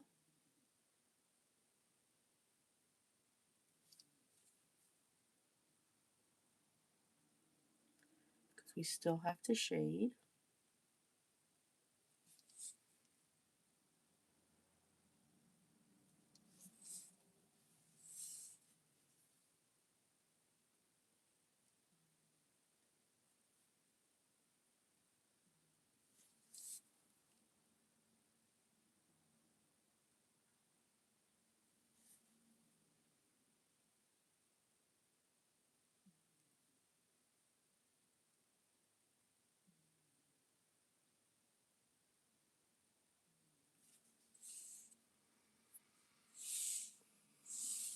And I think that's all I want to do on that.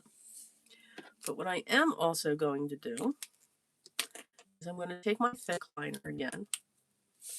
And I am going to go over this edge. I'm going to take my time. I'm going to breathe.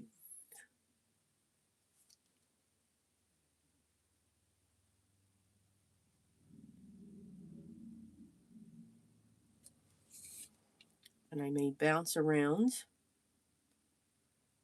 the tipple that we've added as well.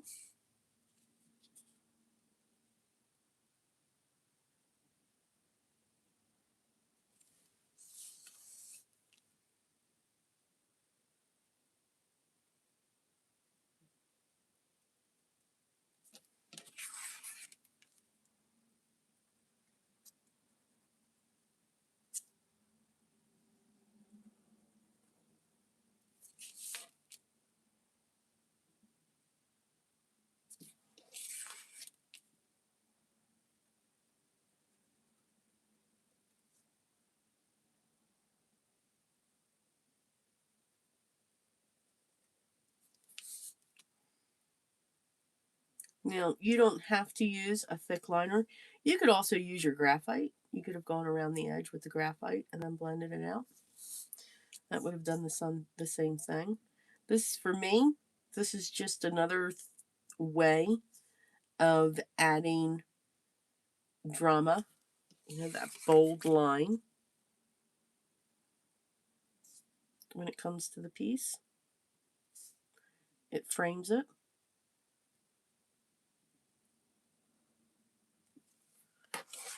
It kind of like ties everything together. All right. Let's get to shading. Now, you can use both. You can even use the white chalk on this. I'm actually going to stick with just my graphite. Remember, we do not care or worry about light source. I don't want to know which way the light's coming in. I'm just going to add graphite to where I want to add my graphite. We don't go for perfection when we add our graphite. We're just putting it down. And also remembering that you'll always have extra graphite on your tool.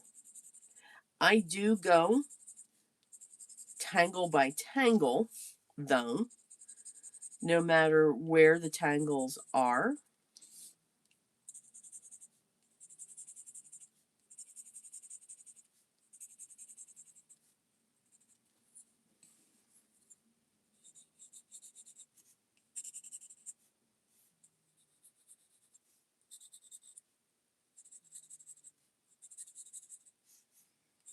Here, we want to make sure that it looks like it's ribbons intertwining.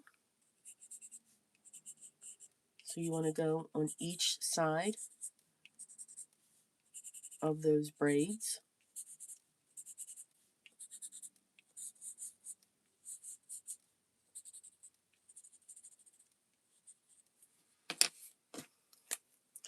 And shading is the time where I'll say, okay, yeah, I need this to come off.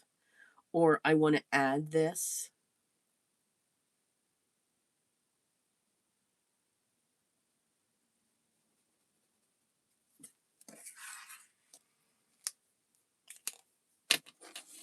And you can. All right.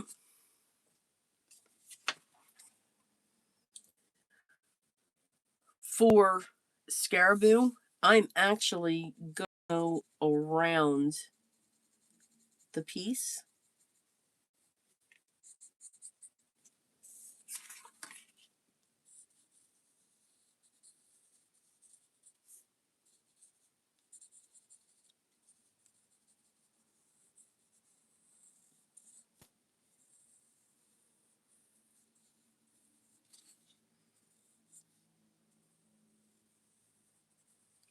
And even when you're putting your graphite down, you want to make sure that you're not crossing.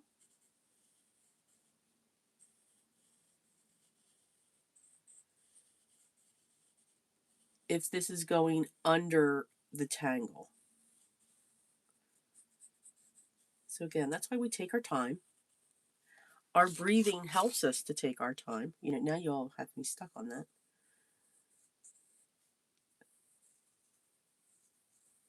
But I just also want everyone to know that, look, everybody does this. I still do it. I find myself, okay, I'm not breathing. We can lose time when we do this. I have.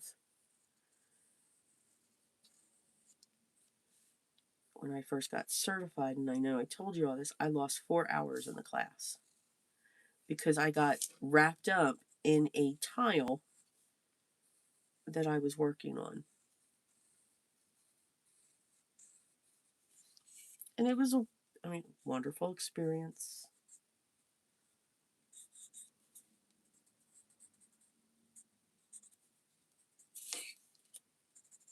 Now, I'm also heavy-handed with the graphite. So if you're cautious with it, you can add a little bit and then add more as you go.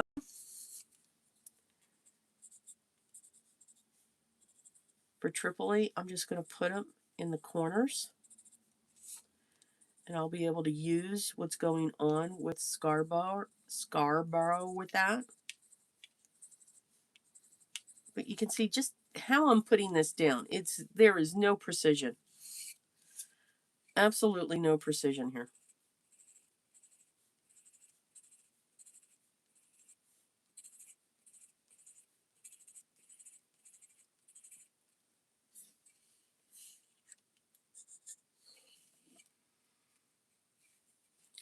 And then for Finery, I'm going to go right down that center vein.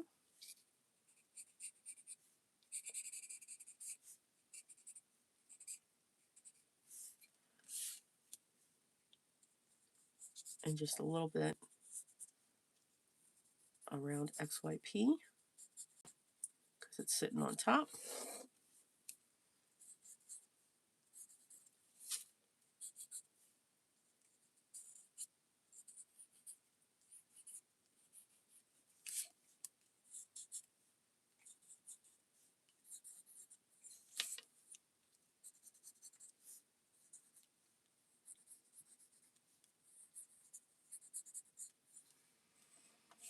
And I think that's all the places.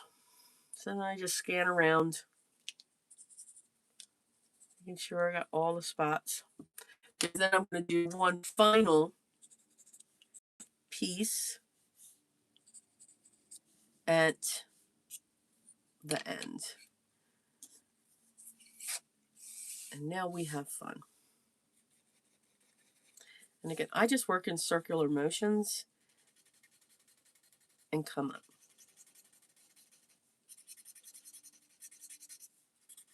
And now you all get this wonderful sound. And even this, I do it tangle by tangle. I don't go straight across.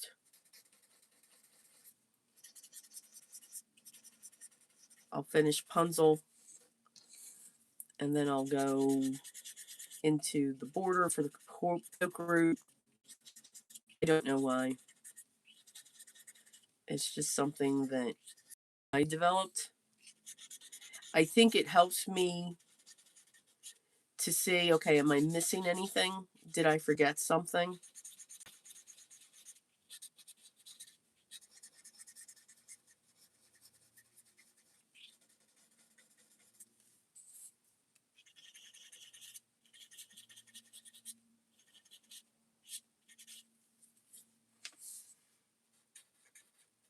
Now I'll go in with the poke roots.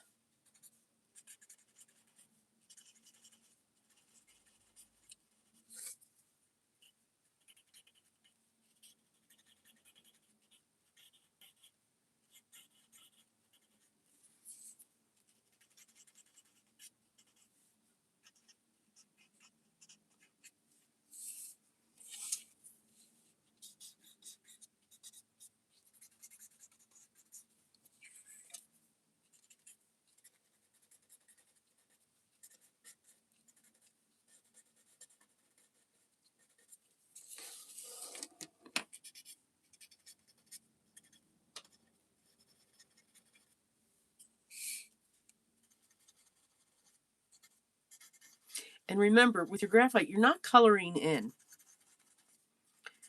You're just shading. So you don't have to have that perfect coverage.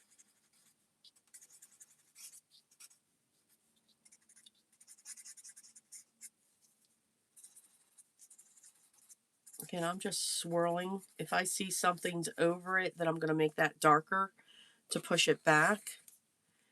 And then since I'm right here, I'm just going to go right around this line, and then I'm just going to continue around the XYP. And I'm only doing that when it's on top of my finery. I'm not coming off with that.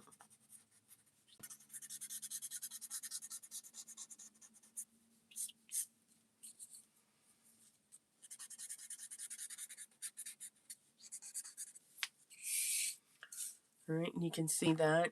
What I do want to add as I drop everything, I'm going to come to the outside of the Finery as well. And again, what that's doing is it's giving it its 3D shape.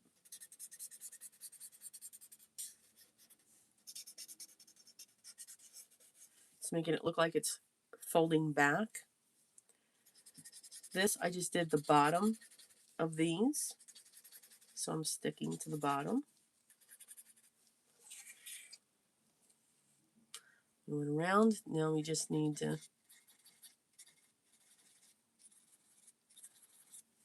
and now I'm just pulling out the corners, going down those areas with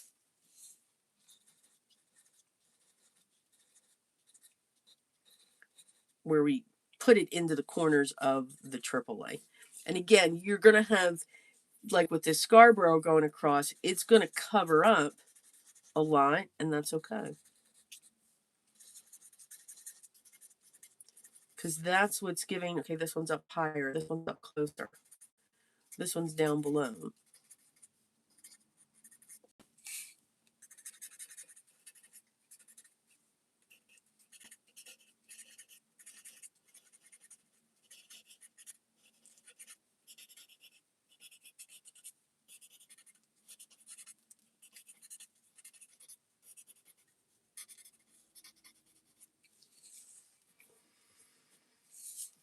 And now let's go around, and I'm just going to use circles around Scarborough. I'm going to ignore everything that's underneath Scarborough. And I'm going to follow this line with small circles, almost as if I'm RAing the tangle again, if that makes sense. All right, so that's one side.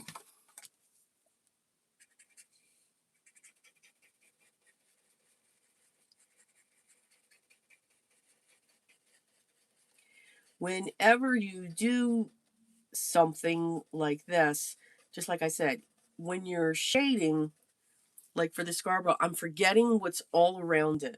I'm focusing on the fact that because this really doesn't have any dark values except for the ends or anything like that, it will get lost within this piece. But because we now did all of that shading just around it, again, we don't need to blend it out, just have that line of shading going around it. You now see it again. It now pops up.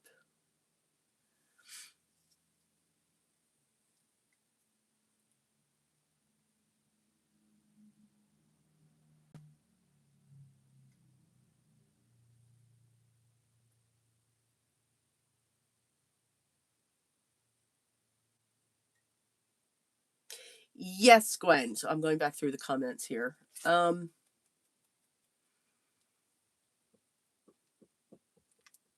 Yes, I do. I actually do. The Are you talking about the 2-6 palettes? Watercolors from Gamby? The granulating ones? Are those the ones you're referring to?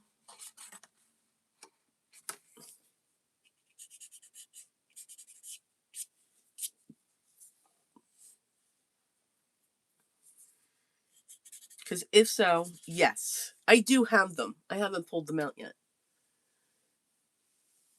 I think they're going to be interesting. There's other granulatings that I have as well.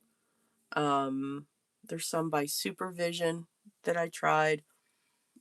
I mean, I know I'm going to sound horrible. I'm spoiled. Those Mission Gold tourmalines are just out of this world. Just out of this world. All right, so that is, now you can certainly add some white chalk to this. Usually when I'm adding white chalk, so like I would add that right in here and in here, and you can see I'm just scribbling back and forth. And then in here, in there.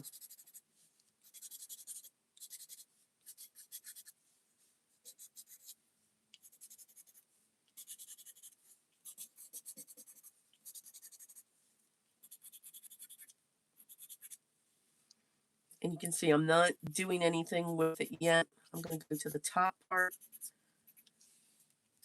of XYP.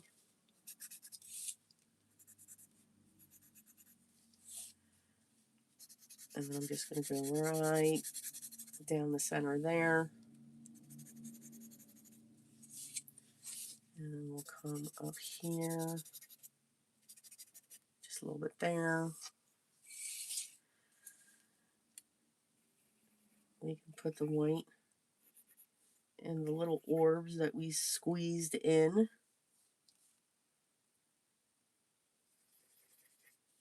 Our Tripoli.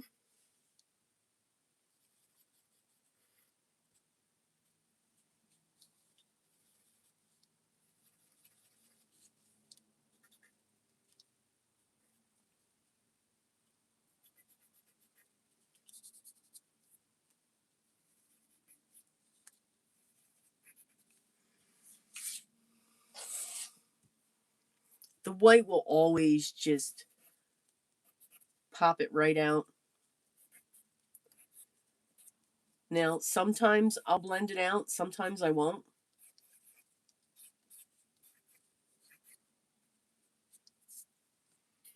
It all depends. Usually what I do, I just put it down like this.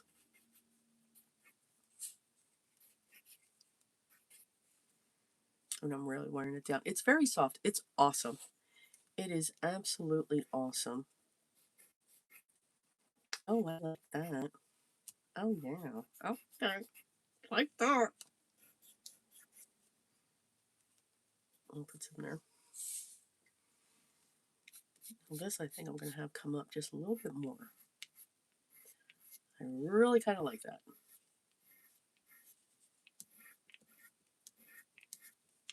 I get asked a lot too, do I spray these? No. I've never had to spray a piece. Now what I'll do, if you don't like messy hands, don't do this. But I only do it when I add white chalk. I don't use a blending stump for white chalk. I just take my hand and I do that.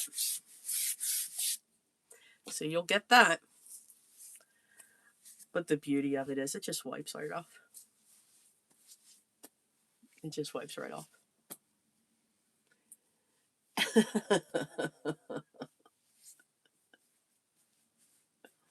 It does, Kalinda. It really does bring the tile to life. Absolutely. It just, I mean, it's beautiful before, but yeah, the shading is, it's just magical when it does that.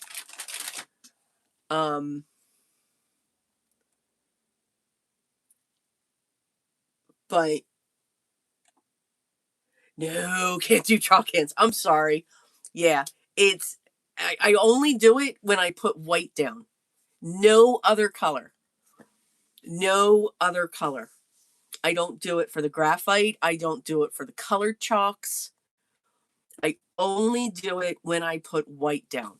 And I just put my hand right over it. Or I don't even touch it. I never blend out white chalk. I never blend it out. I'll either leave it as it is when it goes down I'll leave it alone. So, like, wow, I really did that. So, like, if I find that this needs to be white, I'll just put this here. And maybe I want a little bit more in here. And I'll leave it alone. I want some in here. Get off that black. And that's it. I don't. Now I'll just leave that alone. Because it's really that white's adding that curve. It's adding the curve. But I don't blend out white chalk. But yeah, usually when I put that much white, I'll just put my hand right over it. I don't recommend it. It's not for everyone. But our hands are our best tools. But yeah, so I'm sorry, Kalinda, if that just like freaked you out.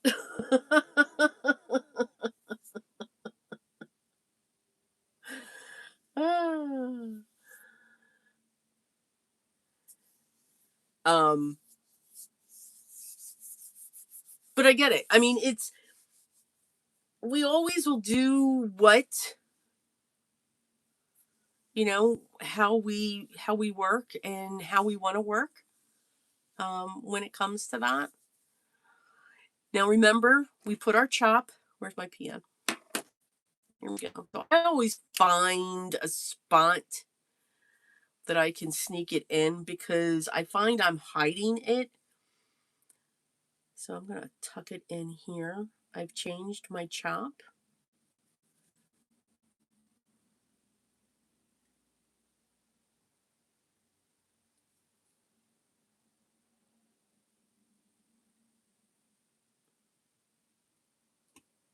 It's my chop. It's my little tiny D up there. And then, again, I always turn it over. We sign it. Yes, that's my signature. Today is the 3rd. And we did Punzel. I'm sorry for the handwriting. XYP. We did Tripoli. We did, I had them written down.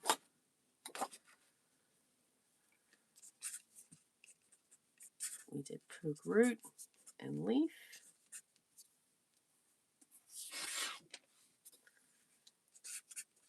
We did Finery. And we did Scarabou. We also added Tipple. We also added Fescue because we have to. And it's our Sunday live.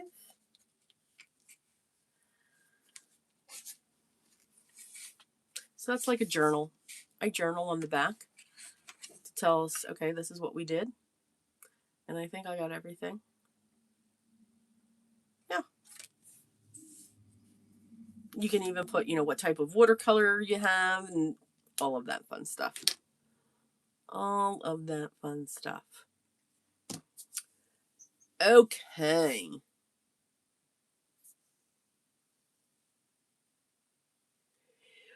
So when it comes to blending stumps, Anthony, it's what, again, I hate to say it, it's your preference. If you are going to hold this with like all be all with a tight grip, then I would suggest a solid one. The solid ones, you do need to have the piece of sandpaper. Let me get my drink here.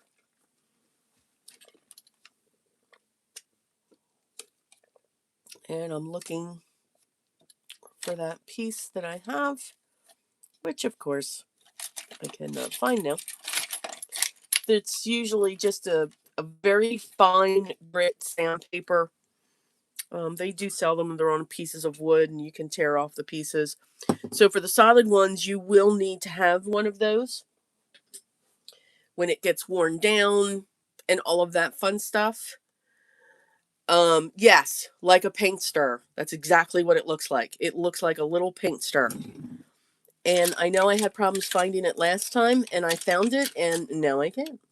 Because I cleaned. And I should really stop doing that. Really stop doing that. And I know it's right in front of me. I just can't see it. If you have the hollow ones, you don't need a piece of sandpaper. You don't use sandpaper with them. What you need is a paper clip that does not have any ridges, that it's completely smooth. You straighten it out, and you can see I've lost the point on it. Well, if I just take, see if I can do that. If I take, you can see the points coming back in by me pushing this paper clip up in there. So you don't need to use, you don't want to use sandpapers on these because they are hollow. But that's something that you would be able to do, and then you just push that up and your point comes back. So it's what your preference is. I'm more comfortable with the hollow ones, the smaller ones, tortillones, because I'm holding it, I want to cup it inside my hand. I want to hold it like this. I can't do that with the longer ones. I find with the longer ones, I want to hold them like a pencil, and that's not what I want to do. For me, it's not comfortable to, even this, putting this in the extender, I'm doing this, or I'm having my hand way far back on it. I really want, it's why they designed it the way they designed it. So that I'm not holding this as a pencil. You'll put too much down and you'll dig into the paper. So for me, that's what's comfortable. Now, probably because that's how I started and all of that. For somebody who's starting, start out with the solid ones, and you'll probably be more comfortable with that, if that makes sense. I know I can never give a clear answer with it. It's what makes you feel comfortable when it comes to this. Like I said, I don't spray this. I mean, it would take a lot. I mean, all with when I did that, it's up on my hands. So this isn't going to dust off or anything like that. I mean, you certainly can take a soft one and then just brush over it. But once, if you put it behind glass, it's fine. It's absolutely fine. It's not going to do anything else. So no, I do not spray them. This I do not spray. No matter how big or how small I tangle.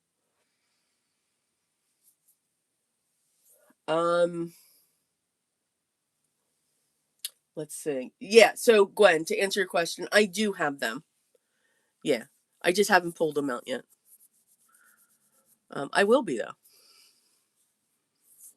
though. Okay, so do we want to know? Well, I'll let you know.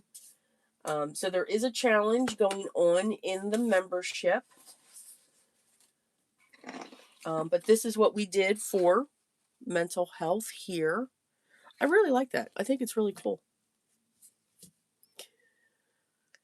You know, again, there's sometimes where you're like, huh, it's kind of cool. And we should do that with all of our pieces. We should always look at them and say, yeah, I kind of like that. Absolutely. I kind of like that. So starting, I'm not quite sure when I'm going to start, but I know there's going to be 21 tangles. I'm going to be starting in May, before May 15th. All right. So for 21 days, I've chosen 21 tangles. All right. And these are the tangles that I chose: Crescent Moon, Hollabah, Diva Dance, Ravel, Enzeppel, Marisu, Mystical, Huggins, Knightsbridge, Printemps, Flux. You knew that one was going to be in there, right? Toodles, Paradox, The acronym APOSOT, which is anything is possible, one stroke at a time. Crazy Cadent, Doodah, IDAS, Found About, Tripoli, because we are still honoring Tripoli. Ixorus, with added elements, and jetties. So those are the 21 tangles that we will be doing in our membership. So there will be a single tile done showing and explaining the tangle. Then in level 1,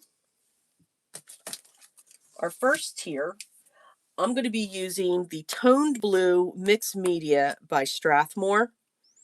And what this is a mixed medium paper. All right, it's my favorite paper for colored pencils. I'm just going to zoom you out just a little bit. There we go. This is my favorite paper for colored pencils, whether it's the toned blue, the toned gray, the toned tan. This is my go-to paper. And what this is actually a vellum type paper, like a Bristol vellum. It's very thick. It's a mixed media paper. It's a wonderful paper. All right, so I'm going to be tangling on that, and I'm going to be using my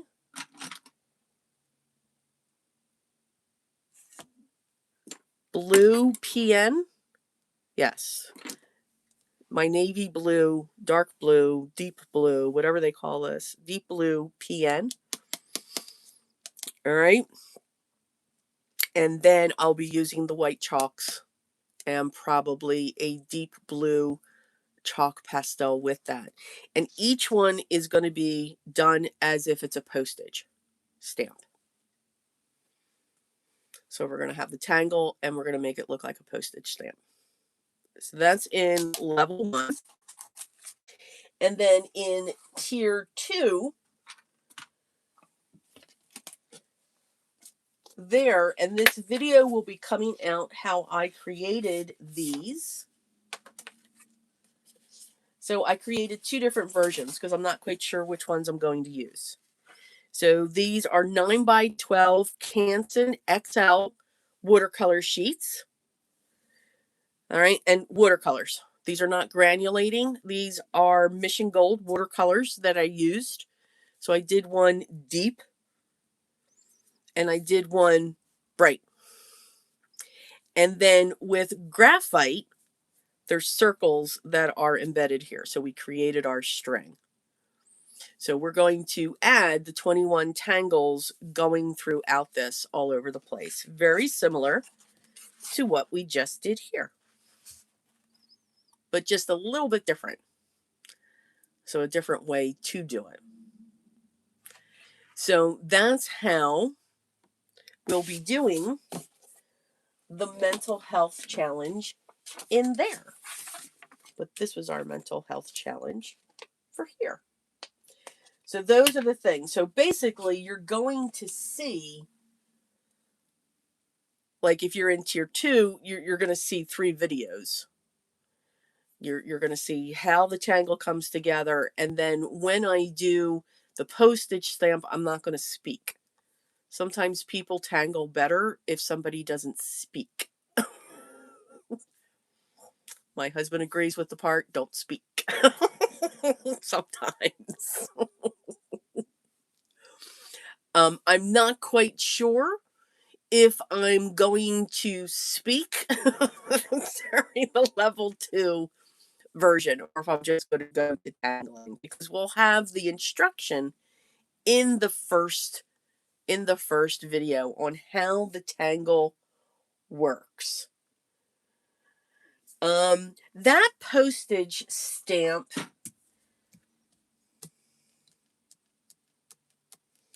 what did I do with the die? It is I'm going to say it's just over 3 inches. So it's 3 inches because the die, I'm looking at where it's going to cut.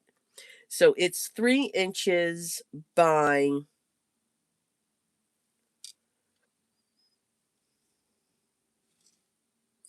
I'll give you an exact, 4 1/4. Yes. 3 inches by 4 1/4. So if you want to cut, now you can, and you can use any paper you want. For those of you that are in there, whatever you want. And again, there's going to be 2 posts that are about to come out. Actually, today. They are going to come out today. And the tier 2 video on how I set that up is going to come out today as well, so that you guys can get prepared. All right. If you want. If you want. All right. That was our mental health awareness today. So I hope 1 tangle on each stamp. Yep, there's going to be 21 of these. And what's cool is we're going to make them look like stamps. Yep. Hi Gina, how are you doing? It's not going to be a tangle a day, Gwen. It's 21 tangles. So I'm going to be at I'm going to start to film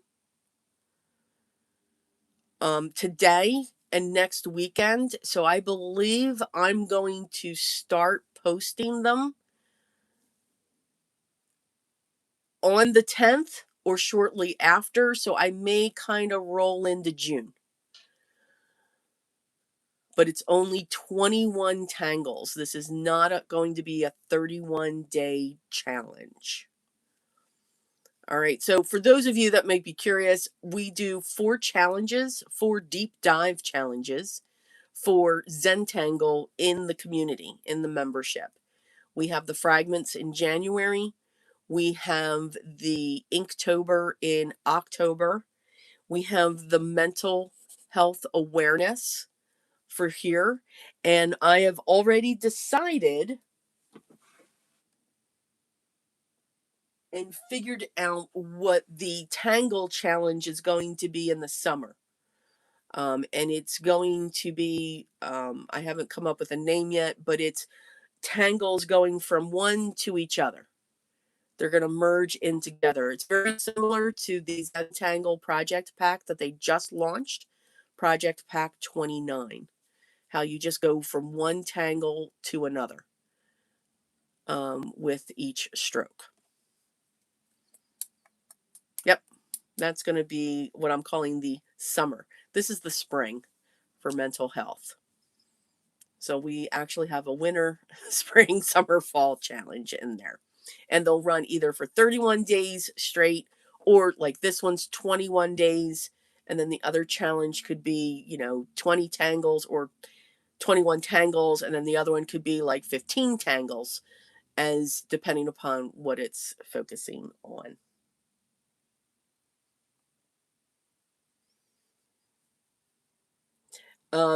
July is, while it's watercolor month, it's also Christmas in July. So there's going to be lots of things coming out in July. And again, both here and there.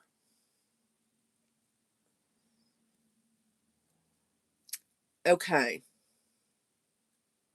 I'm doing very well, Gina. Thank you so much. I'm very glad though that this weekend's over, or this week. it was one heck of a week. All right, so that's what's going on in there. I also wanted to say I do apologize that the Scrappy Tales video did not get out. It's going to be coming out tomorrow or Tuesday. There were more files corrupted. So I was able to pull a good portion of it out, but you will see it from beginning to end. So that is coming out soon. Technology. It's a wonderful thing. that happens. And yeah, it's just, but I was determined because I couldn't die cut all those pieces and put that piece together, but I would have if I lost the footage. So it just took a long time. That was something that happened this past week. Went to post it and it wouldn't let me post it because it said the file was corrupted. So thank goodness I don't delete any of my videos prior or until I know that it's posted and it's gone through and no one comes back that says, okay, this is messed up.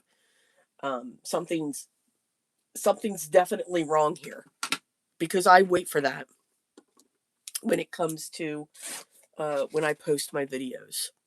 All right, so I do apologize. We will see that very, very shortly when it comes to that. And I think that was all the announcements that I had. Things that are going on. I don't think I'm missing. Hello, Kate. How are you doing? I'm sorry, I'm just about to end. But I hope you'll come back and watch the replay for this. We just tangled that. Welcome. Or do you guys want me to make a card? Do you want me to make a card? Are you guys ready to go? Run? Did I put you all to sleep?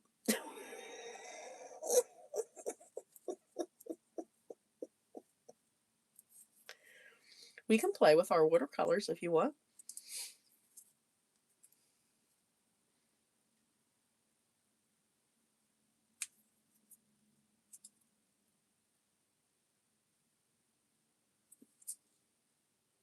Oh, Ave, I'm sure I could.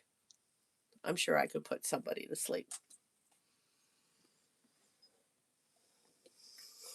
But we can make a card. Do you want me to keep tangling? Do you want me to tangle a card?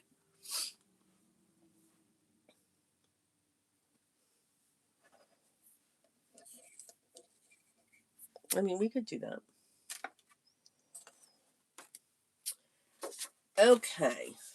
So give me all of that. We did that.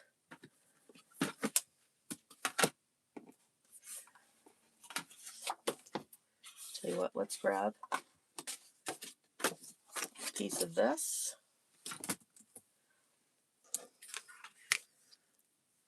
I can go bigger. Yes, please. You guys are too kind. All right, so I'm going to go up, to the largest size. We'll make a 5x7 because that's what we do.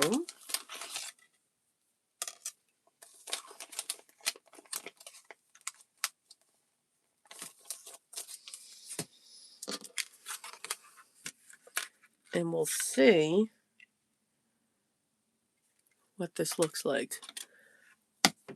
Gwen, while I'm getting this ready, I actually have the card base and all the mats ready. Give me a tangle.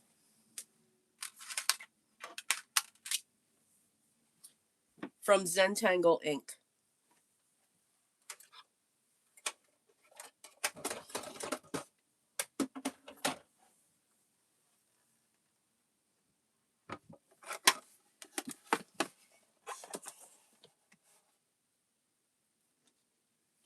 Is that from Zentangle? Rail?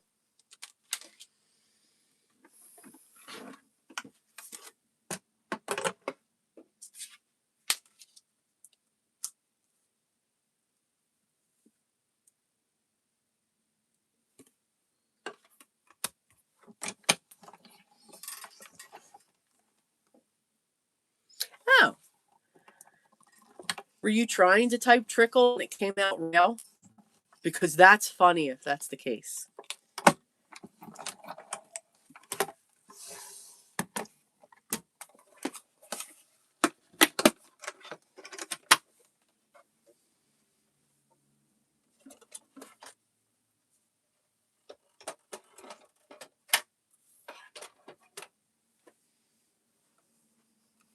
See, my plates are well loved. All right.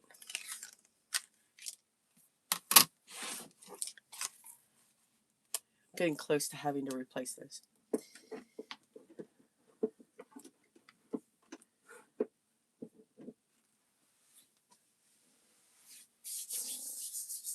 I was about to say, Braille's not a Zentangle tangle. So Trickle is a new tangle that Zentangle came out with. So that's a die. It's by Hero Arts. I think it's their Infinity Infinity dies. At least I think that's what it came from. Trickle is a new tangle that was just released from one of the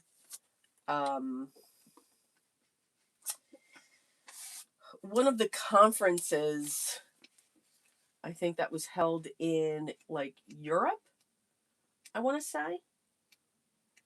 And it's a pretty cool tangle.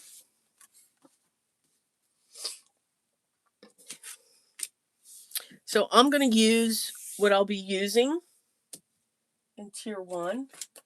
Here's mine. That's my black. I want my bow. There's my blue. They are very close. The black and the blue PN. I'm going to zoom you all back in. There we go. They are extremely close in color. Matter of fact, I believe Micron calls this black blue or blue black, whichever way they say it. But it's a gorgeous color. And Anthony, you like the leaf that we just did. Okay. Let's see what we can do here. Long day.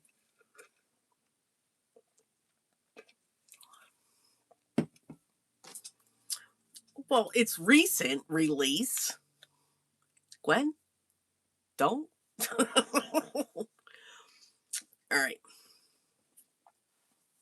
So it starts out with a line, a slight C curve. So we're going to go up, just like that. And then out of this, we're going to have lines. So, and again, just slight C curves. And they're going to come up. And we're going to mirror this on the other side.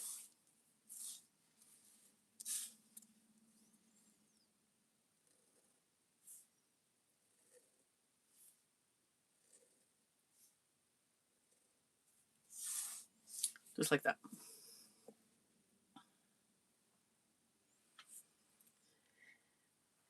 And then we're going, I need my other glasses again. Yeah, I refuse to wear bifocals. Hang on. I need to, there they are. Wearing bifocals does not do well for me. All right. And then we're going to cup around that line and then aura it back to the original line. Just like that. And we're going to do that for each one. And it is a close aura.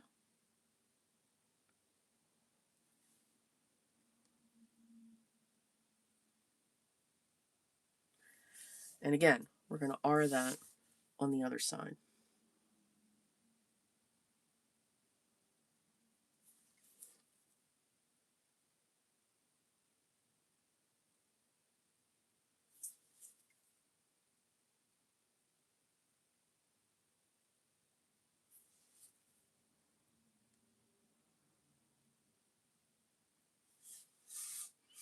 Just like that.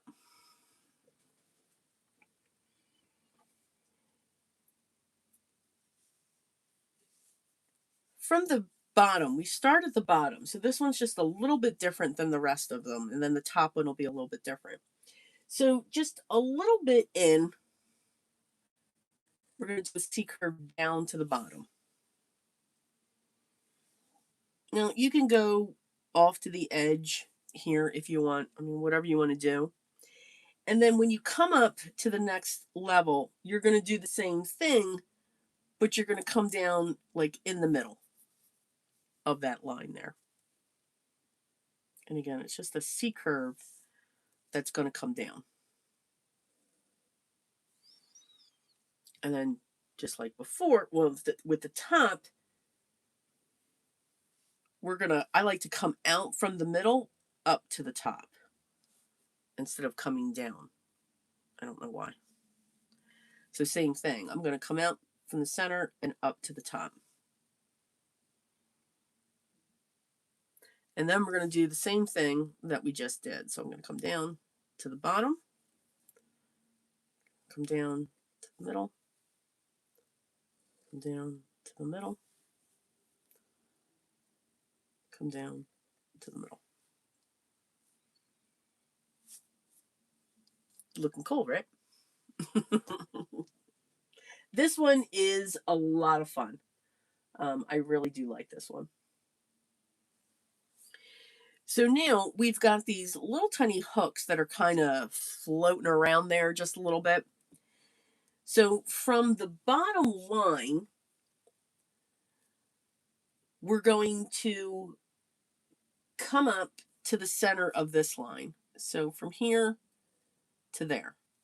And you can see we just closed off that lip, that hook. And if not, then you can bring the hook in more if you didn't. But that's giving the illusion that this band is going behind in a way.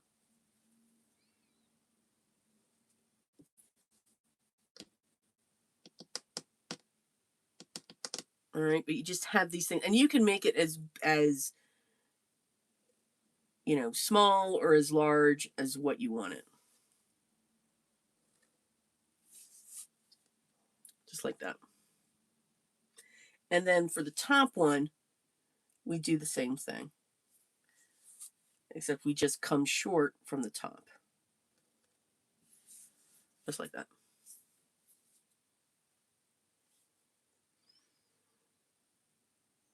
Now from here, the sky's the limit when it comes to that. So here I like to put, now we add to it. Now they also show a design that goes down the center, but I kind of sort of like to change that just a little bit.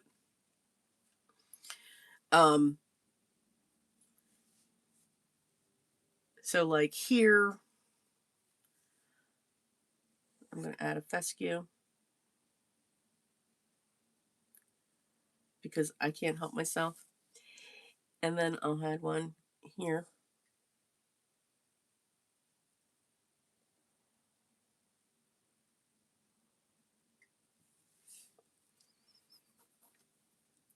I'm going to round these areas here.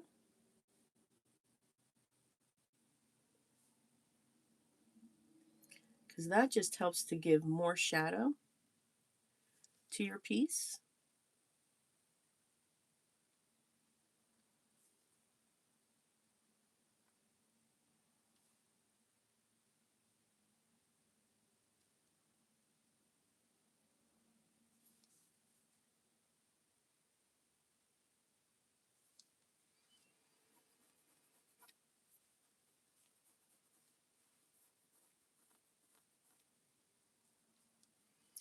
Now I'm going to have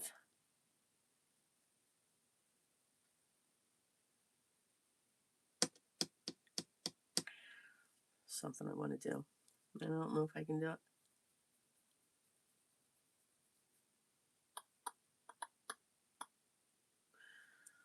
Sure I can.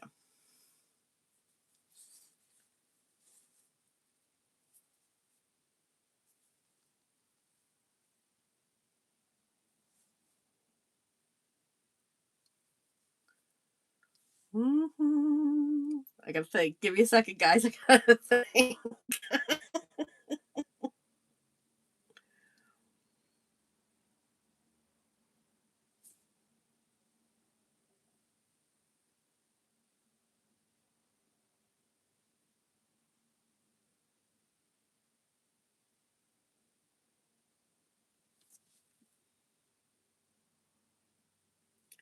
So if you just add a C curve,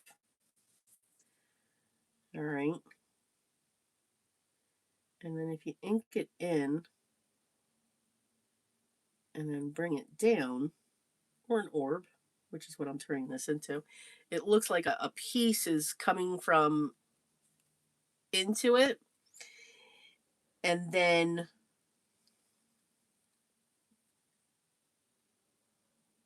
I'm going to have one coming over here. And I'm just going to get it started over here.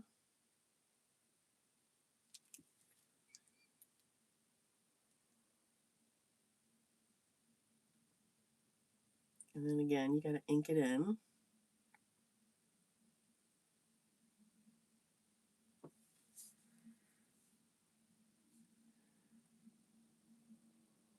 And I'm going to add another one.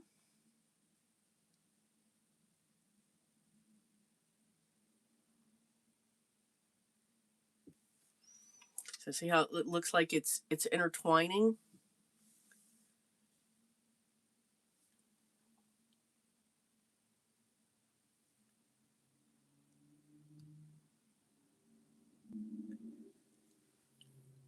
I have not decided what I'm going to do with the 21 tangles after they're done. And now we're going to come out. And Mooka's going to make an appearance.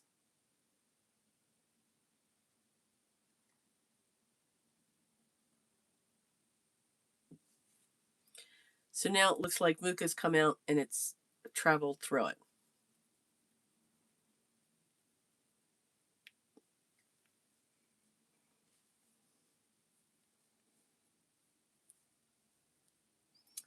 And so for like this one, I can just have it come up here.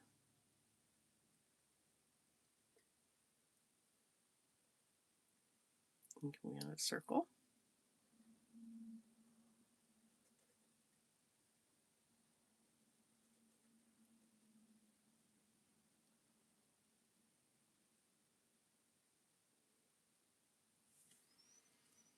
And then you just want to follow that line.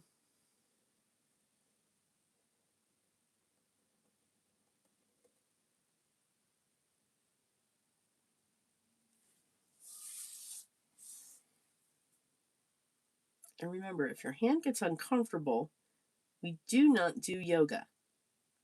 Move the tile. I can do that there. So trickles just explodes.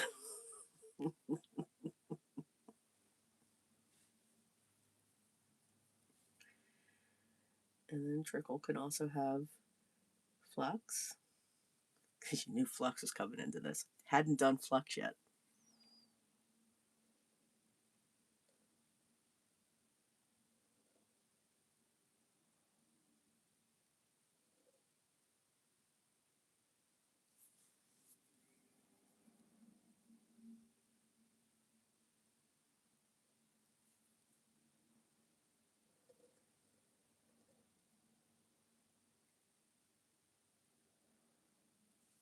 And you can make it look like it's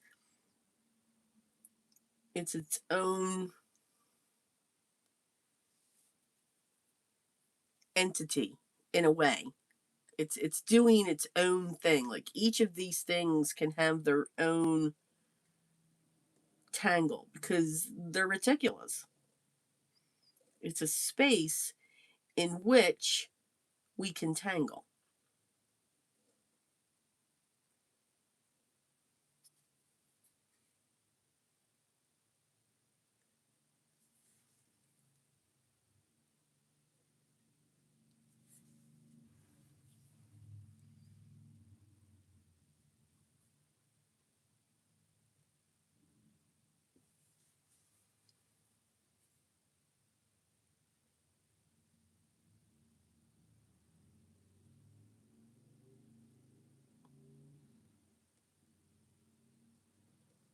And then this is part of lace.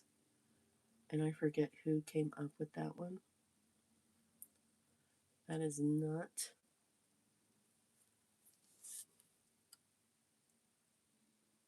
Zentangle.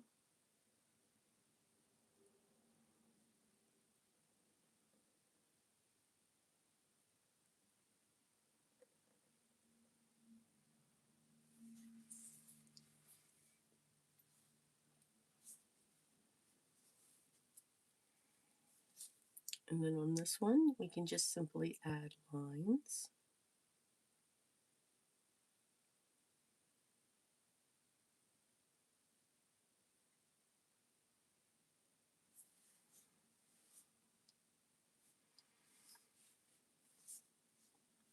And we can do that down here.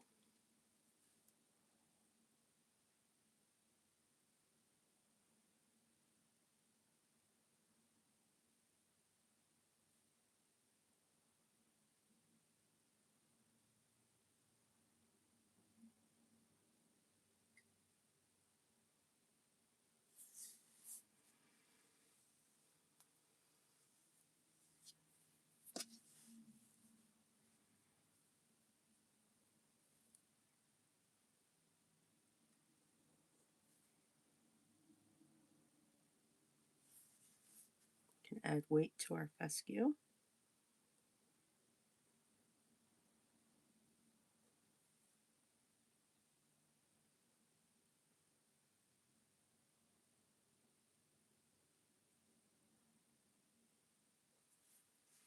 I'm adding weight to the one side.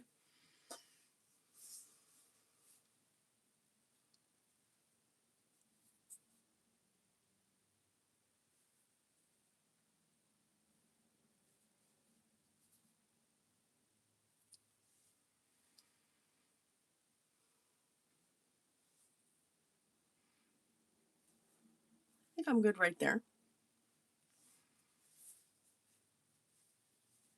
And then off of this, we can have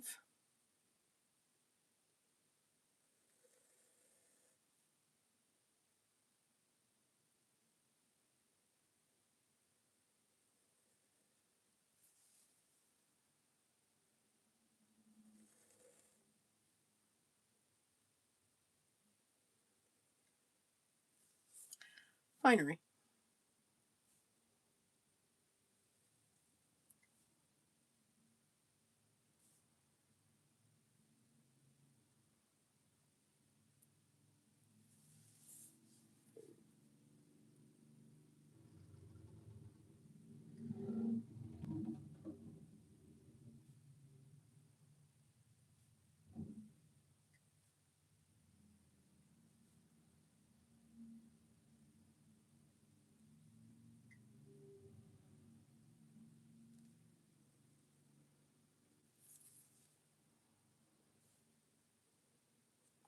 And again, you can just have it trail off.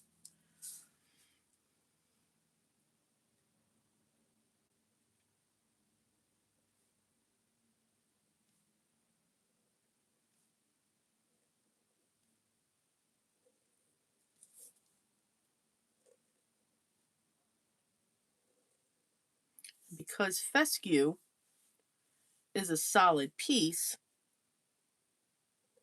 or a solid image of that tangle, it's okay that we can go right over that. Again, see how I'm going behind when it comes to trickle, when it comes to this.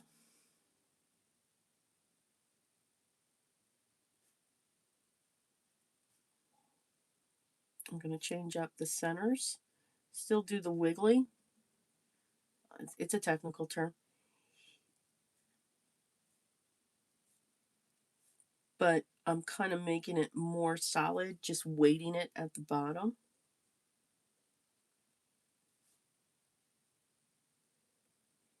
And then just knowing where that edge is along the postage stamp.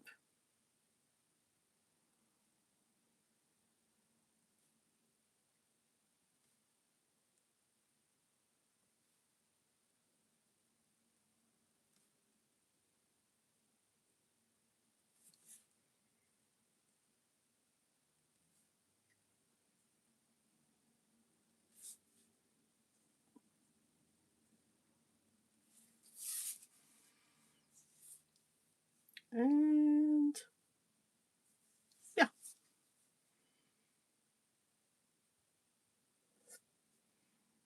And I'm just going to let that tail like that. We don't always have to turn them into fescues. They can just be little beep.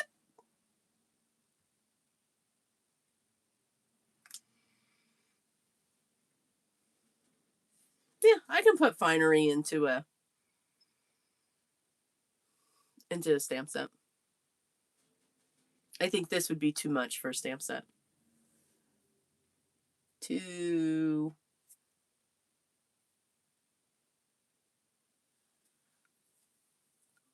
Two. Now, I do have this. I don't know where it is.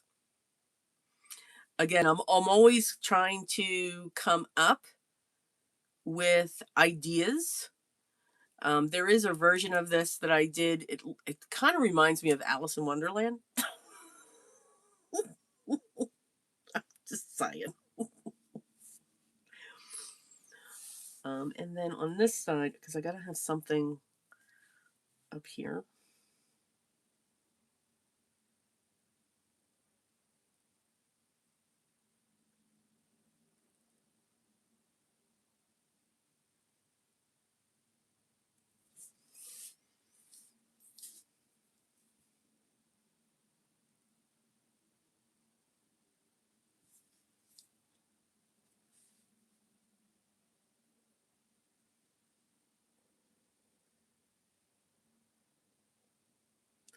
And I'm just doing an elongated version of print tops.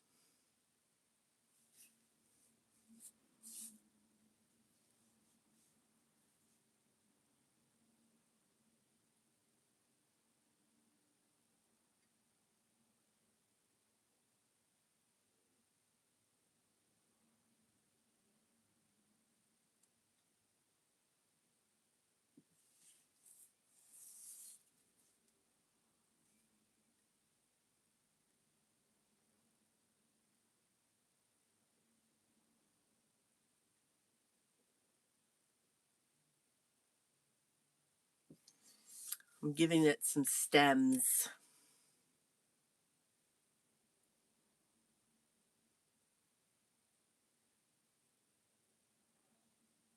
But I can show you what that piece looks like.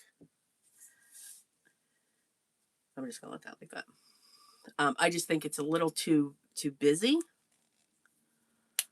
for a stamp set. And here's what's telling me that. This is gonna sound funny.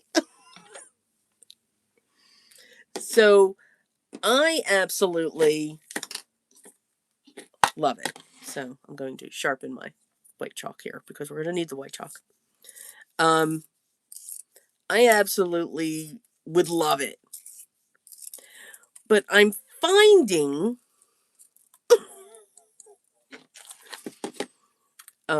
the ones that are really crazy like that, yeah, they're really not. I think I lose some because they are that wild. They're that out there.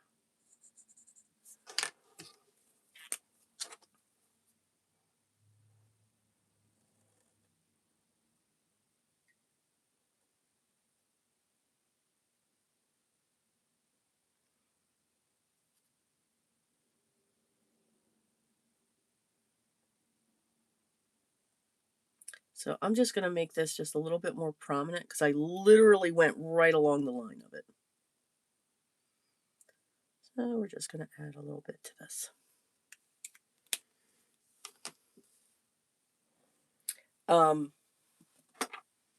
So yeah.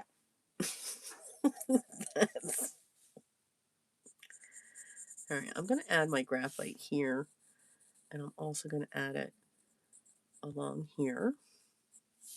Just pull that out. We're going to do the same thing. I'm going to go right down the center here. And we're going to go to the outsides. And then here, we're going to add graphite here, and there, and there.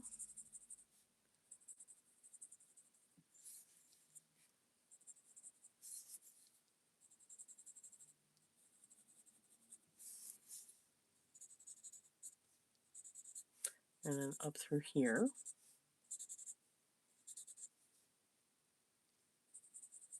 I'm going to put it on this side of Muka.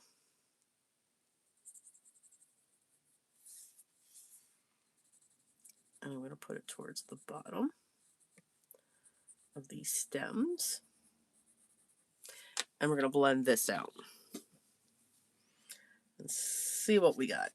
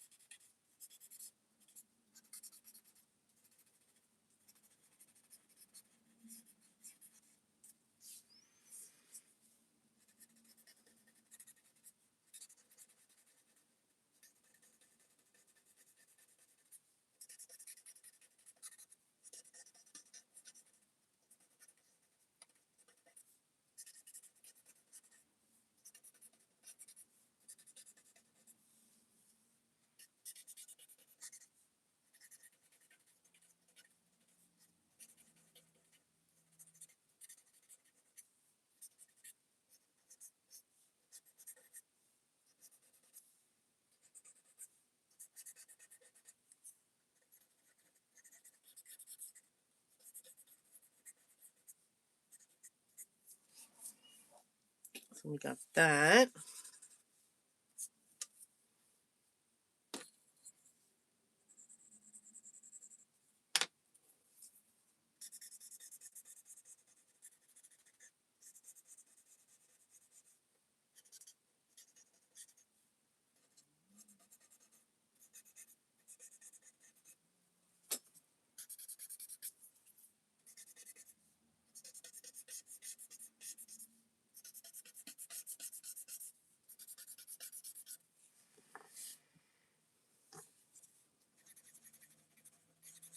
So I went on one side of this because the white chalk will now become our highlight.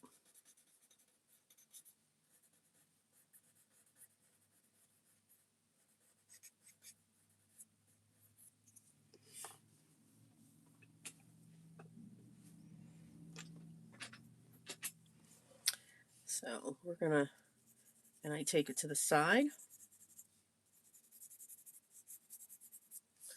And we're gonna go in.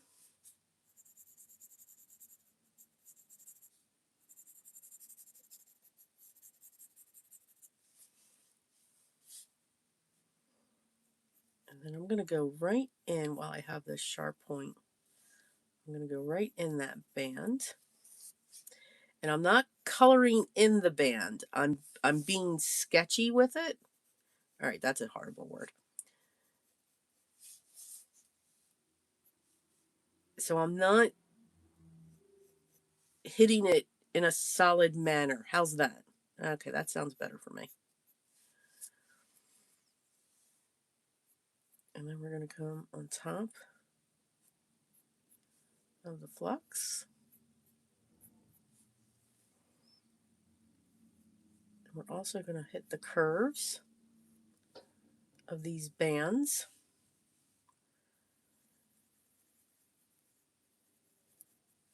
We're going to come in to the top of the mukas.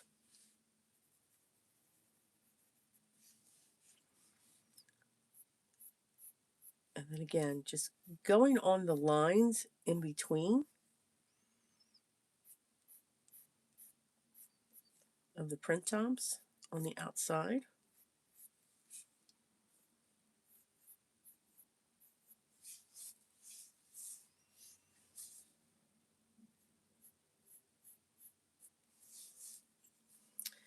Oh, this paper takes this chalk very well.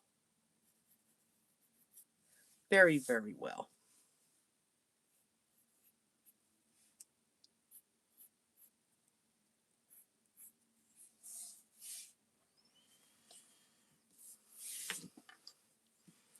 You can even come right in here.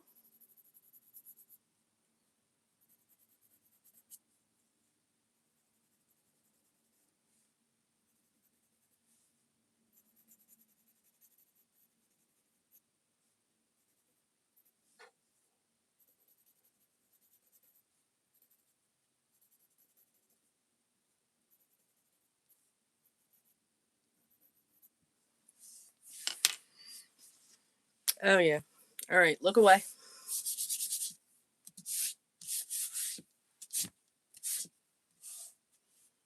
There you go. Oh, yeah. So I think when it comes to the individuals, they're going to look very different. They almost look, oh, Ave, have a good one. Um, Almost a metallic feel. So I think that's going to be very, very cool. Very cool. All right, now let's just add a little bit to this. Oh, let me put my, whenever we tangle, we put a chop.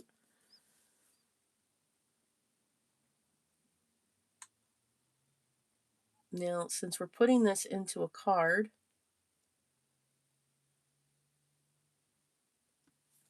I'm not gonna sign the back. But when we tangle, we put our chop. All right, so I think it's gonna go on that. I want to ink around that. What do you think? You know, I rearranged everything in my room and I really need to stop doing that. Because now I can't find anything. Oh my goodness. Okay. I found it. There we go. Okay. I want to add some. Now, I may not use the blue because honestly, you really can't tell that it blue. It actually went black. Um,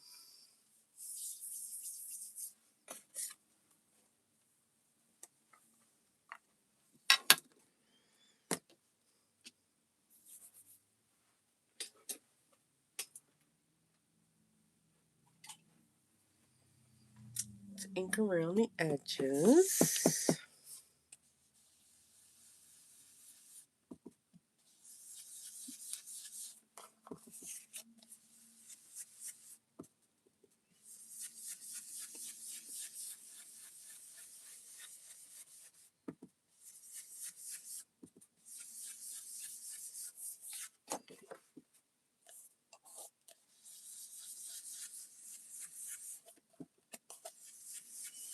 This is not going as dark as what I want it, but that's okay.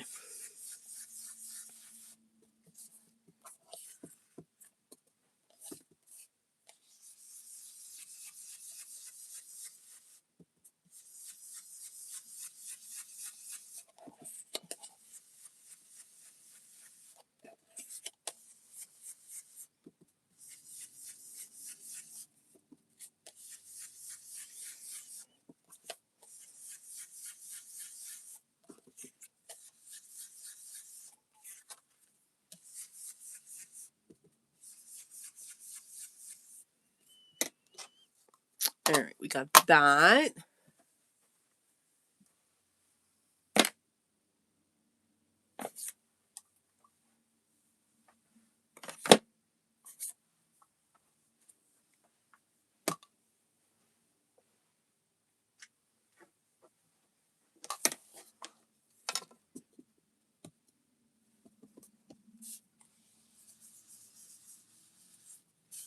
And we're just going to change the blue to gray because we can.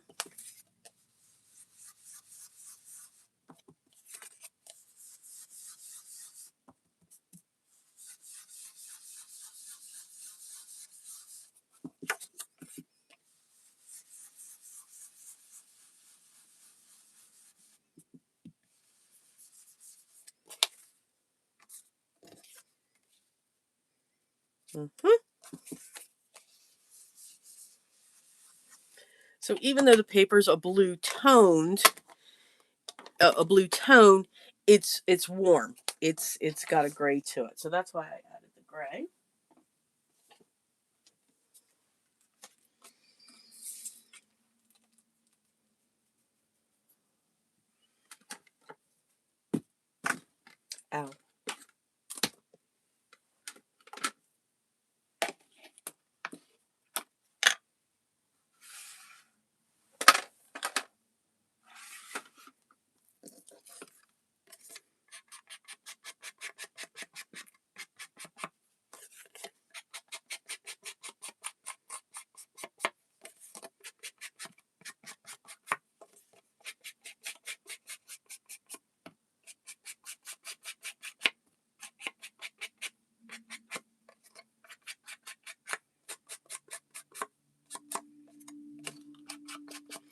And just because we tangle on our cards, it does not mean that we can't add fun details.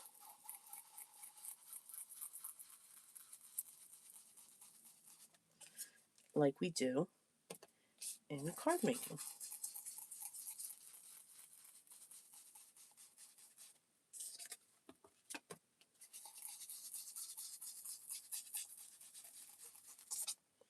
Oh, well, that's awesome. Who knew that would happen? Huh. Okay, hang on.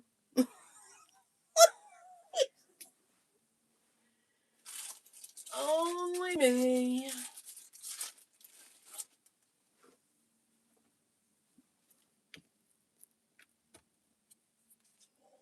Let's try that again.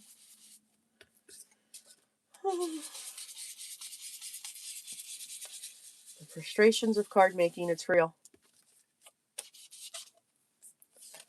Okay.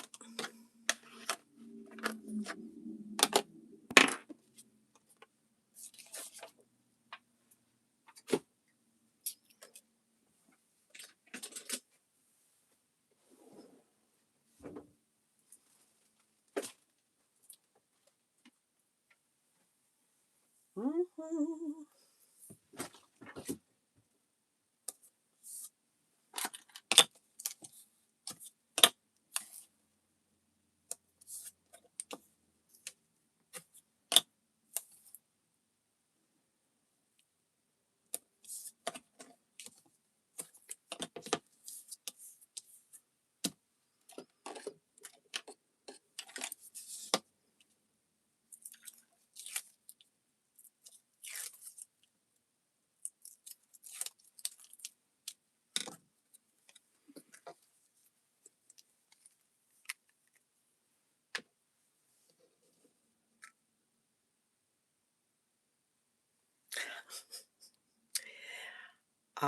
That's okay, Clint. I get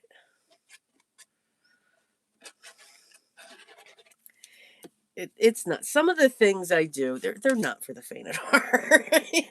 It's. I get it.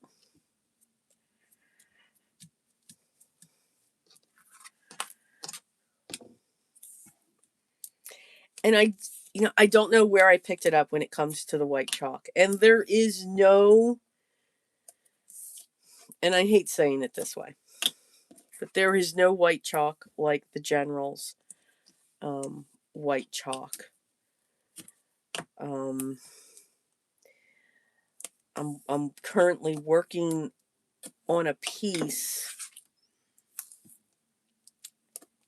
and we talked about these. So I've been using the Color pastel pencils. You can find them on Amazon. They're at a great price because chalk pastels are tough to find. I mean, I know Derwent has them. I know Faber-Castell has them. And Generals. And I am a big fan of the Generals chalk pastels. I do wish that the Generals would come out with more colors. They do go up to 36. But I do wish that they would go into a deeper blue. They have one that's called indigo. It's not indigo. So now I've got this glitter matte that we're going to put down. And it's a warm glitter, if that makes sense. It's not a... But I thought the metallic, I think I'm really going to like the look of this blue tone paper with the tangles. It's something new, and it was very nice to tangle on. And the graphite and the chalk, especially the chalk, went on very well. Okay, so anyway, back to the thing. So I've been using the colors. I'm having an issue with them. Me. Now, it doesn't mean that you will have the same issues.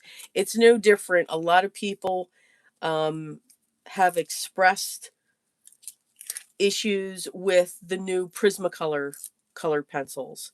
I am not experiencing the issues that they have and that they are experiencing. So I don't know if you guys would have the same issues that I'm experiencing with them. Gwen, I know you have them, I believe. But that is the issue that I'm having is when I need to sharpen them, and then I'm going to finish this up on a black mat. When I need to sharpen them, this is what's happening. I've gone from pencils this long to pencils now this short. And I know chalk pastels are tough to sharpen. You need special sharpeners for them. I just don't have that issue with the generals. I really do wish, though, that they would come out with more colors. Deeper, darker colors. They've got everything covered except really dark colors. You know, a dark indigo, a dark purple, like an eggplant, or a maroon.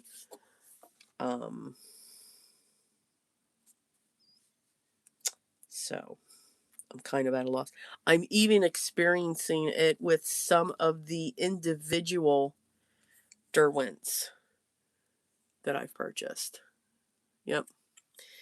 This is a brand new, because it's indigo, brand new pencil, and it just keeps breaking as I sharpen it. I can't get it to a point. And yes, I know you should do the knife method, and I used to do that all the time.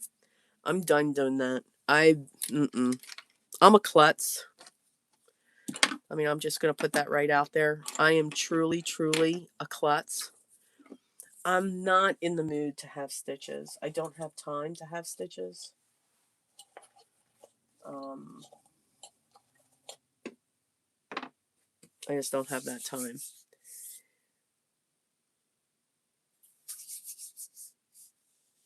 And yeah, that's so again, I'm not going to tell anybody don't buy these, because again, you may not have the same experience that I'm having with them.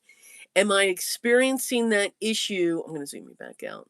With all the colors? No. There's certain colors that I'm experiencing this with. But it is disappointing because there's now more that are coming in. I just have not experienced the breakage that I am with my generals. So I need to try now. And again, I don't know if it's because I've had these for a while and the wood is very dry, because it does look like that. I don't know if I have the wrong sharpener. I don't know. But I mean, I'm going to eventually have to sharpen these, because I did buy open stock with the Derwent. Now, I have not experienced it with the Faber-Castell ones, the Pit Pastels. I have not had that issue with them. I've been able to sharpen them. So, yeah, you can see how long it took me to get. Again, this was a brand new pencil. Just saying. It's just amazing. Okay, so yes, we can tangle our cards. Absolutely, we can. So we've got a trickle with a Finery and a little bit of print dumps, because I felt it needed something up there. Now, again, when I do a card like this, I do not put a sentiment on the front. We did a lot of work on that. Nope. Even if I die cut, or if I watercolored, or depending upon what it is, I always will say that you don't have to put a sentiment up on front. your sentiment is what you write inside. That's the purpose of a card. So yeah, especially here, no. So these are the two projects that we did today. Again, mental health awareness. Okay, I know this has helped me very much. It's one of my tools that I do use when I get annoyed, anxious, frustrated, anything like that. When there's high winds, storms, I will pull this out and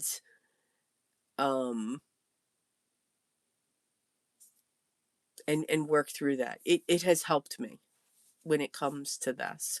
And then as long as I also get into a routine now, I've implemented this as part of my routine on some things with things that I do. And it's helped. It's allowed my mental health to be in check because it is just as important as your physical health. It very much is. So again, it's just an awareness month. You can check into it, or even if you just do one tangle, then that's great. That's wonderful. I've explained what we're going to do in the memberships and how we're going to do that there. But here we did 1, 2, 3, 4, 5, 10, 11. We got to 11 in one day. Just saying. The tangles will go quickly when you do that. I was going to add gold to this, but I don't want to. I like the way that it looks now. And I'm really liking this look. I'm glad I chose that. That looks really cool. And I love when you look at it on the camera.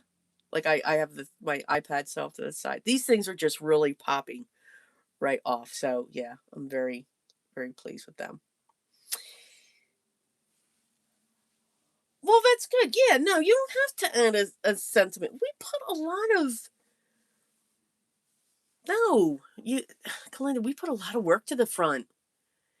It's not everything has to have a sentiment, and I go to the basic sentiments. I mean, I love all sentiments. Don't get me wrong before somebody hollers at me. I do love all sentiments. But I'm going to be encouraging inside my card. I don't have to have a sentiment that says, go girl, go boy, happy birthday, congratulations, thank you, with sympathy, thinking of you, hello. If I do put something on the front, I would really rather it be quotes. Inspirational quotes. I've put a couple of those in my stamp sets. I mean, my favorite is all who wander are not lost, something like that. I forget how it goes. I'm not off the top of my head right there. But I like those types of things. Those I love to be on the front. But other than that, I'm a basic. If I put a sentiment on the front, happy birthday, congrats, you. It's very simple. So, but no, you don't have to. Again, lots of work. I wouldn't know where to put a sentiment. If I had a really small one, I could probably fit one right here. But then it would throw me off because then I would need something down here. Oh, down here as I come too close to you. So I could probably squeeze one right here, but then I would need something down here. Again, it's my eye. My eye is telling me that to balance it out, I guess. But that's just my eyes. Again, we all work different. Okay. All right, guys, I'm going to let you go. Today was fun. It was a long day. But it was a fun day. We tangled. Our mental health is now in check. So enjoy your week. Have fun with your week. Remember, I'm always available if you have any questions. You can email me. Emails good. I always definitely do check that. You can reach out to me here by all means. As I said, the Scrappy Tales video will be coming out shortly now that I've got all of that together. Ugh, so sorry. I don't like saying I'm going to do something and then it doesn't happen. I don't like that. Um, but again, enjoy your week. Have a great week. Continue to stay safe and healthy. By all means, I always wish that and think of all of you when we do that. Again, I'm grateful and honored to be part of your creative journey. So thank you for letting me in. I hope you're enjoying it. And everybody, take care. And I will be live next week, I believe. Yes. If not, I'll post. All right. So stay tuned for posts, stay tuned for videos, and I'll see you then. Take care, guys. Love yous all. Bye.